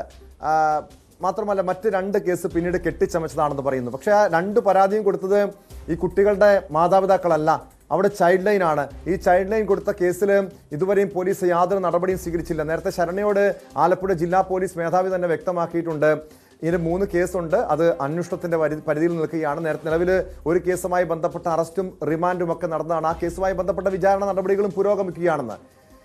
ഈ സംഭവത്തിൽ ഈ കുട്ടികളുടെ മാതാപിതാക്കൾ നൽകിയ അവർ ആരോപിച്ച കാര്യങ്ങളിൽ എന്താണ് അഡ്വക്കേറ്റ് ഫെനി ബാലകൃഷ്ണൻ വിശദീകരിക്കുന്നത്? ശരണ്യ. ടോമെ, ഈ കേസുമായി ബന്ധപ്പെട്ട ഫെനി ബാലകൃഷ്ണൻ, അതായത് ഫെനിയാണ്, നമുക്കറിയാം ഫെനി ബാലകൃഷ്ണൻ നിരവധി വിവാദ കേസുകളുമായി ബന്ധപ്പെട്ട് ഉൾപ്പെട്ടിട്ടുള്ള അല്ലെങ്കിൽ അത്തരത്തിൽ ആരോപണങ്ങൾ നേരിടുന്ന ഒരാൾ കൂടിയാണ്. ഫെനിയുമായി നമ്മൾ കണ്ട കൂടിക്കാഴ്ചയിൽ അദ്ദേഹം പറഞ്ഞത് ഈ കുട്ടികളുടെ മുത്തച്ഛനുമായി ബന്ധപ്പെട്ട, അതായത് ഇരകളുടെ ഈ കേസിലെ പ്രതിയായ മുത്തച്ഛനുമായി ബന്ധപ്പെട്ട കേസ് വാദിക്കുന്നയാൾ താനാണ് എന്നുള്ളതാണ്. ചെങ്ങന്നൂരിലാണ് ഈ കേസ്, ചെങ്ങന്നൂർ കോടതിയിലാണ് ആദ്യത്തെ കേസ് നിലനിൽക്കുന്നത്. ഇപ്പോൾ നമ്മൾ മാന്നാർ പോലീസ് സ്റ്റേഷനിലാണ് ഉള്ളത്. മാന്നാർ പോലീസ് സ്റ്റേഷനിലെത്തിയ രേഖകൾ പരിശോധിച്ചപ്പോൾ 3 കേസുകളും നിലനിൽക്കുന്നുണ്ട് എന്നുള്ളതാണ്. ഫെനി പറഞ്ഞത് ആദ്യത്തെ ഒരു കേസ് മാത്രമാണ്, ഇപ്പോൾ അത് സെറ്റിൽമെന്റിന്റെ ഘട്ടം കഴിഞ്ഞിരിക്കുന്നു, ട്രയൽ നടന്നുകൊണ്ടിരിക്കുന്ന കേസാണ് എന്നുള്ളതാണ്. പക്ഷേ മറ്റ് 2 കേസുകളും പോലീസ് റഫർ ചെയ്തു എന്നുള്ളതാണ് അവർ വ്യക്തമാക്കുന്നത്. പക്ഷേ നമ്മളിപ്പോൾ മാന്നാർ പോലീസ് സ്റ്റേഷനിൽ എത്തി പരിശോധിച്ച വിവരങ്ങൾ പ്രകാരം, രേഖകൾ പ്രകാരം 3 കേസിലും പോലീസ് ചാർജ് കൊടുത്തിട്ടുണ്ട് എന്നുള്ളതാണ്. അതായത് ആ കേസ് 3 നിലനിൽക്കുന്നുണ്ട് എന്നുള്ളതാണ്. ഇതിൽ പ്രധാനപ്പെട്ടത് കുട്ടികൾ നൽകിയ മൊഴിയിൽ അവർ ഉറച്ചു നിൽക്കുന്നു എന്നുള്ളതാണ് പോലീസിൽ നിന്ന് നമുക്ക് ലഭ്യമായ വിവരം. അതിന്റെ അടിസ്ഥാനത്തിൽ തന്നെയാണ് 3 കേസുകളും ചാർജ് ഷീറ്റ് കൊടുത്തിട്ടുള്ളത്. അതിൽ ആദ്യത്തെ കേസിൽ 30 ദിവസത്തോളം ഈ മുത്തച്ഛൻ ജയിലിൽ കിടക്കുകയും പിന്നീട് പുറത്തു വരികയും ചെയ്തിട്ടുണ്ട്. പിന്നീട് ആണ് ഈ ആദ്യത്തെ, അതായത് ഈ സംഭവം നടന്നു എന്ന് പറയുന്ന കാലയളവിൽ, ഇത് പോലീസ് നമുക്ക് നൽകിയ വിവരമാണ്, അതായത് ഈ പീഡന സംഭവം നടന്നു എന്ന് പറയുന്ന കാലയളവിൽ ഈ കുട്ടികളുടെ രക്ഷകർത്താക്കൾ 2 പേരും ഒപ്പം തന്നെ ഈ കുട്ടിയുടെ അച്ഛന്റെ അനിയനും, ഇവർ 3 പേരും തെലങ്കാനയിൽ ഒരു സാമ്പത്തിക തട്ടിപ്പുമായി ബന്ധപ്പെട്ട കേസിൽ റിമാൻഡിലായിരുന്നു എന്നുള്ളതാണ്. അവിടെ ജയിൽവാസം അനുഭവിക്കുന്ന ഘട്ടത്തിലാണ് ഈ കുട്ടികളെ മുത്തച്ഛൻ കൂട്ടിക്കൊണ്ടു പോയി എന്നുള്ളതാണ് പോലീസിൽ നിന്ന് നമുക്ക് ലഭ്യമാകുന്ന വിവരം. മാത്രമല്ല, ഈ കുട്ടികളെ ഇവിടേക്ക് കൊണ്ടുവന്നതിന് ശേഷം പിന്നീട് ഇവരുടെ ജാമ്യം എടുക്കുന്നതിന് വേണ്ടി, അതായത് ഈ മുത്തച്ഛന്റെ ആരോപണ വിധേയനായ പ്രതിയുടെ 2 മക്കളാണ് ഈ കുട്ടികളുടെ അച്ഛനും കൊച്ചച്ഛനും. ഇവർ 2 പേരും പിന്നെ ഈ അമ്മയും അവിടെ തെലങ്കാനയിൽ കേസുമായി ബന്ധപ്പെട്ട് അവിടെ ജയിൽവാസം അനുഭവിക്കുന്ന ഘട്ടത്തിൽ ഈ വീട്, അതായത് ഈ മുത്തച്ഛൻ താമസിക്കുന്ന വീട് അതിനുവേണ്ടി ജാമ്യവ്യവസ്ഥയിൽ നൽകുന്ന ഒരു സാഹചര്യം ഉണ്ടായി. ജാമ്യത്തിനായി ഇവർക്ക് ജാമ്യം എടുക്കുന്നതിന് വേണ്ടി. പിന്നീട് അത് പ്രശ്നമായി വരുന്നൊരു ഘട്ടത്തിൽ ഈ കുട്ടികളുടെ അച്ഛൻ ആദ്യം വിവാഹം കഴിച്ചിരുന്ന ഒരു വ്യക്തിയുണ്ട്. അതായത് ബിജുവിന് 4 കുട്ടികളാണുള്ളത്. ആദ്യം വിവാഹം കഴിച്ചിരുന്ന ഭാര്യയുടെ അതിലുള്ള കുട്ടിയുടെ പേരിലേക്ക് ഈ വീടും സ്ഥലവും എഴുതി വെക്കുകയും ചെയ്തിട്ടുണ്ട്. അതുകൊണ്ട് ഇപ്പോൾ മുത്തശ്ശനും മുത്തശ്ശിക്കും ഈ വീടും സ്ഥലവുമായി ബന്ധപ്പെട്ട് ഇപ്പോൾ അതിൽ അവകാശമില്ല. ആ അവകാശം മുഴുവൻ ബിജുവിന്റെ ആദ്യ ഭാര്യയിലെ കുട്ടിയുടെ ആ പേരക്കുട്ടിക്കാണ് അവകാശമായി ഉള്ളത്. ഈ കേസുമായി ബന്ധപ്പെട്ട സാമ്പത്തിക തർക്കം, സ്വത്ത് തർക്കം ഇവരുമായി ബന്ധപ്പെട്ട് നടക്കുന്നുണ്ട് എന്നുള്ളതാണ് നമുക്ക് ഇപ്പോൾ ലഭ്യമാകുന്ന വിവരം. ഒപ്പം തന്നെ ഈ കേസുകളുമായി ബന്ധപ്പെട്ട് 3 കേസും, അതായത് ചൈൽഡ് ലൈനുമായി ബന്ധപ്പെട്ട് ഈ കുട്ടികളുടെ മൊഴി രേഖപ്പെടുത്തിയിട്ടുണ്ട്. മാത്രമല്ല മെഡിക്കൽ പരിശോധനകളൊക്കെ നടത്തിയിട്ടുണ്ട്. പക്ഷേ അതിനകത്ത് ഈ പറഞ്ഞ ഇഞ്ചുറീസ് കണ്ടെത്താൻ കഴിഞ്ഞിട്ടില്ല എന്നുള്ള കാര്യവും അത് പോലീസിന്റെ വശമാണ്. നമ്മൾ പോലീസിൽ നിന്ന് ഇപ്പോൾ ശരണ്യയിലേക്ക് ഉടൻ എത്താം. ഇപ്പൊ കുട്ടികളുടെ അച്ഛൻ തത്സമയമുണ്ട്. എന്താണ് ഇപ്പോൾ അഡ്വക്കേറ്റ് ഫെനി ബാലകൃഷ്ണൻ പറഞ്ഞ കാര്യങ്ങളൊക്കെ നിങ്ങൾ ശ്രദ്ധിച്ചിരിക്കും. മാത്രമല്ല പോലീസ് നൽകിയ ഇതുമായി ബന്ധപ്പെട്ട് നൽകിയ വിവരങ്ങൾ. ഹലോ, കേൾക്കാമോ? പറയാം. കേൾക്കാമോ? ഞാൻ കേട്ടു. ഞാൻ അതിന്റെ ഓരോന്ന് പോയിന്റ് പറഞ്ഞോട്ടെ. അപ്പം ഫെനി ബാലകൃഷ്ണൻ ഉന്നയിച്ച ആദ്യത്തെ കാര്യം പറഞ്ഞാൽ, ഈ ആദ്യത്തെ കേസ് കൊടുത്തതിന് ശേഷം 1 മാസം കഴിഞ്ഞ് ഇറങ്ങി, പിന്നെ 1 വർഷത്തിന് ശേഷം കേസ് കൊടുത്തു എന്നാണ്. ഞാൻ FIRന്റെ കോപ്പീസ് എല്ലാം നിങ്ങളുടെ ചാനലിലെ ആളിന് ഇട്ട് കൊടുത്തിട്ടുണ്ട്. അത് ചൈൽഡ് കെയർ കൊടുത്ത കേസാണ്. 1 വർഷമല്ല, അതേ മാസം തന്നെ മാന്നാർ സ്റ്റേഷനിൽ എടുത്ത കേസുകളാണ്. FIRന്റെ ഡേറ്റ് പരിശോധിച്ചാൽ മനസ്സിലാവും. ആ 2-3 കേസ് കൊടുത്ത ഡോക്ടറിന്റെ റിപ്പോർട്ടിന്റെ ബേസിൽ, കാരണം ഈ ഇൻസിഡന്റ് നടന്ന് 3 മാസം 4 മാസത്തിന് ശേഷമാണ് ഇത് റിവീൽ ആവുന്നത്. അവിടെ ഇഞ്ചറീസ് കണ്ടില്ലെന്ന് പറഞ്ഞാൽ 3 മാസം മുമ്പ് നടന്ന സംഭവത്തിന് ഇഞ്ചറീസ് എങ്ങനെയാണ് 3 മാസം കഴിഞ്ഞതിന് ശേഷം കാണുക? അപ്പൊ അതിനെപ്പറ്റി എനിക്കറിയില്ല ഡോക്ടർ റിപ്പോർട്ടിൽ എന്താണ് മെൻഷൻ. ഇപ്പൊ കേട്ടതിന് മറുപടി ഞാൻ പറഞ്ഞാണ്. പിന്നെ ഫെനി ബാലകൃഷ്ണൻ പറഞ്ഞത് ഇത് ജാമ്യത്തെ ഇറങ്ങിയ ശേഷം അദ്ദേഹത്തെ കൊടുക്കാൻ വേണ്ടി 1 വർഷത്തിന് ശേഷം, ആ കമന്റ് ഞാൻ കോട്ട് ചെയ്യുന്നു. അത് ഞാൻ ചലഞ്ച് ചെയ്ത് പറയുന്നു. ചൈൽഡ് കെയറുകാർ കൊടുത്തത് അതേ മാസം തന്നെയാണ് കംപ്ലൈന്റ് കൊടുത്തത്. എന്നാണ് FIR ഇട്ടത്? കുഞ്ഞുങ്ങളെ കൊണ്ട് കൗൺസിലിങ്ങിന് കൗൺസിലറുടെ അടുത്ത് പോയപ്പോൾ കൗൺസിലറുടെ ഫൈൻഡിങ്സിൽ, ആ ഫൈൻഡിങ്സിന്റെ റിപ്പോർട്ട് ഞങ്ങൾക്ക് തന്നില്ല. അത് നിങ്ങൾ കാണേണ്ടതാണ്. ആലപ്പുഴ നമ്മുടെ ഹരിപ്പാടുള്ള DRCയിലുള്ള സ്മൃതി മാം എന്ന് പറഞ്ഞ ആലപ്പുഴ ജില്ലയിലെ എല്ലാ കുഞ്ഞുങ്ങളുടെയും അവരാണ് കൗൺസിലിംഗ് കൊടുക്കുന്നത്. അവരാണ് നമ്മളോട് പറഞ്ഞു, നിങ്ങൾ റിപ്പോർട്ട് കണ്ട ഇത് ഞാൻ മുകളിലോട്ട് റിപ്പോർട്ട് ചെയ്തില്ലെങ്കിൽ എന്റെ ജോലി പോകും, എന്റെ ജോലിയാണ് ഞാൻ. അങ്ങനെ അവർ ചൈൽഡ് കെയറിനെ അറിയിക്കുകയും ചൈൽഡ് കെയർ എടുത്ത പരാതി, അത് ഞങ്ങൾ എന്താണ് പരാതി എന്ന് ഞങ്ങൾ കുറേ ദിവസങ്ങൾക്ക് ശേഷമാണ് ഞങ്ങൾ അറിയുന്നത്. ഞങ്ങൾക്ക് FIRന്റെ കോപ്പി തരില്ല, കാരണം ഞങ്ങൾ കൊടുത്ത കംപ്ലൈന്റ് അല്ലല്ലോ എന്നും പറഞ്ഞ് ഞങ്ങൾക്ക് തരില്ലായിരുന്നു. അത് ചൈൽഡ് ലൈൻ തന്നെയാണ് നമുക്ക് ആലപ്പുഴയിൽ നയിച്ചു തന്നത്. അതിനകത്ത് അവര് വ്യക്തമായിട്ട് അത് കാണാം, എന്നാണ് കേസ് കൊടുത്തത്, ആരാണ് കേസ് കൊടുത്തത്, അതിനകത്ത് ഡേറ്റ്. ഇപ്പൊ ഈ ഫെനി ബാലകൃഷ്ണൻ ആളുകളെ ആടിനെ പട്ടിയാക്കുന്ന ഒരു കഥയാണ് ഇപ്പൊ പറയുന്നത്. അതിനകത്ത് അങ്ങനെ പറയുന്നത് സോറി, എനിക്ക് അത്രയും ഈ കാര്യങ്ങൾ ഞാൻ വീണ്ടും പറയാൻ കുറച്ചുകൂടെ ആഗ്രഹിക്കുന്നു. അത് അതേ മാസം തന്നെ ഈ 2023 മാർച്ചിൽ ഇട്ട FIR ആണ്. 2023 മാർച്ചിലും ഏപ്രിലുമായിട്ടാണ് ഈ FIRകൾ ചൈൽഡ് ലൈൻ കൊടുത്തിരിക്കുന്നത്. അതെങ്ങനെയാണ് 1 വർഷമാകുന്നത്? അത് തന്നെ തെറ്റാണ്. അത് സാധൂകരിക്കുന്ന എവിഡൻസ് ഞാൻ നിങ്ങളുടെ എന്നോട് അതോടൊപ്പം താങ്കളും ഭാര്യയും ഞങ്ങളോട് സൂചിപ്പിച്ചത് ഒരു അവധിക്ക് വേണ്ടിയാണ്, അവധിക്കാണ് കുട്ടികളെ അച്ഛൻ്റെയും അമ്മയുടെയും അടുത്തേക്ക് പറഞ്ഞയച്ചതെന്നാണ്, അവധി കാലയളവിലാണെന്ന്. പക്ഷേ മാന്നാർ പോലീസ് പറയുന്നു ഇത് നിങ്ങളൊരു കേസുമായി, ഒരു സാമ്പത്തിക തട്ടിപ്പുമായി ബന്ധപ്പെട്ട് നിങ്ങൾ ജയിലിലായിരുന്ന സമയത്ത് മുത്തച്ഛൻ, അതായത് നിങ്ങളുടെ അച്ഛൻ കുട്ടികളെ വീട്ടിലേക്ക് കൂട്ടിക്കൊണ്ടുവരികയായിരുന്നുവെന്ന്. എന്നെ വിളിച്ച ഒരു റിപ്പോർട്ടർ ഉണ്ട് അവിടുന്ന്, നിങ്ങളുടെ ചാനലിൽ നിന്ന്. അദ്ദേഹത്തിന്റെ കയ്യിൽ എല്ലാ എവിഡൻസും ഉണ്ട്, അതിനകത്ത് ഡേറ്റും കാര്യങ്ങളും എല്ലാം ഉണ്ട്. അതിനകത്ത് വ്യക്തമായിട്ടുണ്ട് ഇത് എന്റെ കുഞ്ഞുങ്ങൾ നാട്ടിലോട്ട് പോയതിനു ശേഷം ഉണ്ടായ ഒരു ഇൻസിഡന്റ് ആണ്. അതുകൊണ്ടാണ് ഞങ്ങൾക്ക് 3 months നാട്ടിലേക്ക് അക്സസ് ഇല്ലാതിരുന്നത്. അതിനകത്ത് കോടതി അത് ക്വാഷ് ചെയ്യാൻ വേണ്ടിയിട്ട് എടുത്ത് കളഞ്ഞു. കാരണം കള്ളക്കേസാണെന്ന് പറഞ്ഞ് ഹൈക്കോടതി തന്നെ ക്വാഷ് ചെയ്യാനിട്ട് എന്റെ പേപ്പറും ഞാൻ അയച്ചു കൊടുത്തിട്ടുണ്ട്. നോക്കിയാൽ മനസ്സിലാവും അതിനകത്ത് എന്താണ് സംഭവിച്ചെന്നുള്ളത്. അതൊരു കള്ളക്കേസാണ്. ഹൈക്കോടതി അറസ്റ്റ് ഉണ്ടായിരുന്നോ? ഇങ്ങനെ അറസ്റ്റ് ചെയ്ത് നിങ്ങൾ റിമാൻഡ് കഴിയുന്ന കാലയളവിലാണോ, നിങ്ങളുടെ കുട്ടികളെയുമായി അച്ഛൻ നാട്ടിലേക്ക് പോരുന്നത്? അല്ല, അച്ഛൻ ഇത് കൊണ്ടുപോയതിന് ശേഷമാണ് ഇങ്ങനൊരു സംഭവം ഉണ്ടാകുന്നത്. അത് നാട്ടിലേക്ക് കുഞ്ഞുങ്ങൾ പോയതിന് ശേഷം ഉണ്ടായ ഒരു ഇൻസിഡന്റ് ആണിത്. അതുകൊണ്ടാണ് കുഞ്ഞുങ്ങളെ ഞങ്ങൾക്ക് പെട്ടെന്ന് തിരിച്ച് പിക്ക് ചെയ്യാൻ പറ്റാഞ്ഞത്. ഒരു നിമിഷം ശരണ്യ സ്നേഹജനിലേക്ക് വേണ്ടി. ശരണ്യ, എന്താണ് ഇപ്പോൾ ഈ കുട്ടികളുടെ അച്ഛൻ പറയുന്നതിൻ്റെ അകത്ത് എന്തെങ്കിലും ഒരു ക്ലാരിഫിക്കേഷൻ ഉണ്ടോ?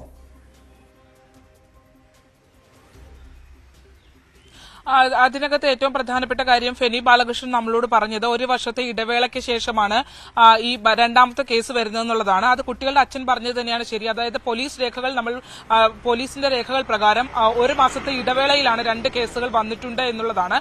അതായത് മെയ് ഏപ്രിൽ മാസങ്ങളിലായാണ് 2 കേസുകൾ രജിസ്റ്റർ ചെയ്തിട്ടുള്ളതെന്നാണ് പോലീസ് വ്യക്തമാക്കിയിട്ടുള്ളത്. മാത്രമല്ല എല്ലാ കേസുകളിലും ചാർജ് ഷീറ്റ് പോലീസ് കൊടുക്കുകയും ചെയ്തിട്ടുണ്ട്. ഒരു കേസും ഒത്തുതീർപ്പിലേക്ക് പോയിട്ടില്ല. ഇപ്പോൾ നേരത്തെ കുട്ടികളുടെ അച്ഛൻ സൂചിപ്പിച്ചതുപോലെ തന്നെ തെലങ്കാനയിൽ ഈ കുട്ടികളുടെ അച്ഛനും അച്ഛന്റെ സഹോദരനും ഒപ്പം തന്നെ ഈ കുട്ടികളുടെ അമ്മയുമായി ബന്ധപ്പെട്ട ഒരു സാമ്പത്തിക തട്ടിപ്പ് കേസ് ഒന്നിലധികം കേസുകൾ അവിടെ രജിസ്റ്റർ ചെയ്യപ്പെട്ടിട്ടുള്ള രേഖകൾ നമുക്ക് പോലീസ് സ്റ്റേഷനിൽ നിന്ന് ലഭ്യമായിട്ടുണ്ട്. ഒപ്പം തന്നെ ഇതിൽ പ്രധാനപ്പെട്ടത് ഈ കഴിഞ്ഞ ദിവസം ഒരു ചേർത്തല സ്വദേശിനിയായ സ്ത്രീ നൽകിയിട്ടുള്ള പരാതിയാണ്. ആ പരാതിയിലും ബാങ്ക് ട്രാൻസാക്ഷൻ ഡീറ്റെയിൽസ് കൃത്യമായി പോലീസിന്റെ കയ്യിലുണ്ട്. ആ ഡീറ്റെയിൽസ് പ്രകാരം ഈ കുട്ടികളുടെ അമ്മയുടെ പേരിലുള്ള അക്കൗണ്ട്, അമ്മയുടെയും അച്ഛന്റെ സഹോദരന്റെയും പേരിലുള്ള അക്കൗണ്ടിലേക്ക് ക്യാഷ് ട്രാൻസ്ഫർ ചെയ്തിട്ടുണ്ട് എന്നുള്ളതാണ്. അതിൽ ഈ പരാതിയുമായി ബന്ധപ്പെട്ടവർ പറയുന്നത് 9 ലക്ഷം രൂപ വാങ്ങിയതിനു ശേഷം കുറഞ്ഞ പലിശയ്ക്ക് ഹോം ലോൺ നൽകാമെന്ന് പറഞ്ഞാണ്, ഹൗസിംഗ് ലോൺ നൽകാം, ഇവർക്ക് ഒരു ഏജൻസി ഉണ്ടായിരുന്നു എന്ന് പറഞ്ഞാണ് ഇവർ സമീപിച്ചതെന്നും ആ രീതിയിലാണ് പണം നൽകിയെന്നും ബാങ്ക് ട്രാൻസാക്ഷൻ ഡീറ്റെയിൽസ് അടക്കം വെച്ചാണ് ഇപ്പോൾ പോലീസ് പുതിയ കേസ് രജിസ്റ്റർ ചെയ്തിട്ടുള്ളത്. എന്തായാലും ഇവർക്കിടയിൽ സ്വത്ത് തർക്കം ഉണ്ടായിരുന്നു എന്നുള്ളത് പറയുന്നു. ആദ്യഘട്ടത്തിൽ ആദ്യത്തെ കുട്ടി പരാതി നൽകുന്നു. പരാതി നൽകിയതിനു ശേഷം പിന്നീട് ആ പോലീസ് നടപടിക്രമങ്ങളുമായി മുന്നോട്ട് പോവുകയും ഇവരെ അറസ്റ്റ് ചെയ്ത് റിമാൻഡിലേക്ക് പോവുകയും ചെയ്യുന്നുണ്ട്. അതിനുശേഷം പിന്നീട് ഈ സാമ്പത്തിക ഇതിൽ ഏറ്റവും പ്രധാനപ്പെട്ട കാര്യം എന്ന് പറയുന്നത് ഇവരുടെ മുത്തച്ഛനായ ആള് ഈ വീട്ടിലേക്ക് കയറാൻ പാടില്ല. അതായത് ഈ കുട്ടികളെ ഇത്തരത്തിൽ പീഡിപ്പിച്ച ആളാണ്, അതുകൊണ്ട് വീട്ടിലേക്ക് കയറാൻ പാടില്ല എന്നൊരു രീതിയിൽ ഒരു കോർട്ട് ഓർഡർ ഇവർ വാങ്ങിയിരുന്നു എന്നുള്ളതാണ്. എന്നാൽ മുത്തശ്ശിക്ക് വീട്ടിലേക്ക് കയറാൻ കഴിയുന്ന ഒരു സാഹചര്യം ഒരുക്കണമെന്ന് ആവശ്യപ്പെട്ട് അവർ കോടതിയെ സമീപിക്കുകയും കേസുമായി ബന്ധപ്പെട്ട് പുതിയ ആരോപണങ്ങൾ, സാമ്പത്തിക ആരോപണവുമായി ബന്ധപ്പെട്ട കാര്യങ്ങളും പുറത്തു വരുന്നുണ്ട്. എന്തായാലും സമയപരിമിതി മൂലം ചുരുക്കുകയാണ്. എന്തായാലും ഈ കേസുമായി ബന്ധപ്പെട്ട് കൂടുതൽ അന്വേഷണം നടത്തേണ്ടതുണ്ട്. ഈ പോക്സോ കേസ് നടന്നു എന്ന്, ഈ പോക്സോ പരാതിക്ക് അടിസ്ഥാനമായിട്ടുള്ള സംഭവം നടന്നുവെന്ന് പോലീസ് ശരിവെക്കുന്നുണ്ട്. പക്ഷേ ഇതിനപ്പുറം മറ്റേതെങ്കിലും രീതിയിലുള്ള സാമ്പത്തിക ഇടപാടുകൾ ഉണ്ടായിട്ടുണ്ടോ തുടങ്ങിയ കാര്യങ്ങൾ പരിശോധിക്കേണ്ടതാണ്. അതോടൊപ്പം ഈ കുട്ടികളുടെ ഈ മാതാപിതാക്കൾക്കെതിരെ അമ്മയ്ക്കെതിരെ ഉയർന്നു വന്നിരിക്കുന്ന സാമ്പത്തിക ആരോപണം, സാമ്പത്തിക തട്ടിപ്പ് കേസ്, അതൊരു പ്രതികാര നടപടിയാണോ, അതോ അതൊരു കെട്ടിച്ചമച്ച കേസാണോ, അതോ അത് വസ്തുതയാണോ തുടങ്ങിയ കാര്യങ്ങളിലും പോലീസ് തന്നെയാണ് വ്യക്തത വരുത്തേണ്ടത്. സ്പോട്ട് ലൈവ് പൂർണ്ണമാകുന്നു. നമസ്കാരം.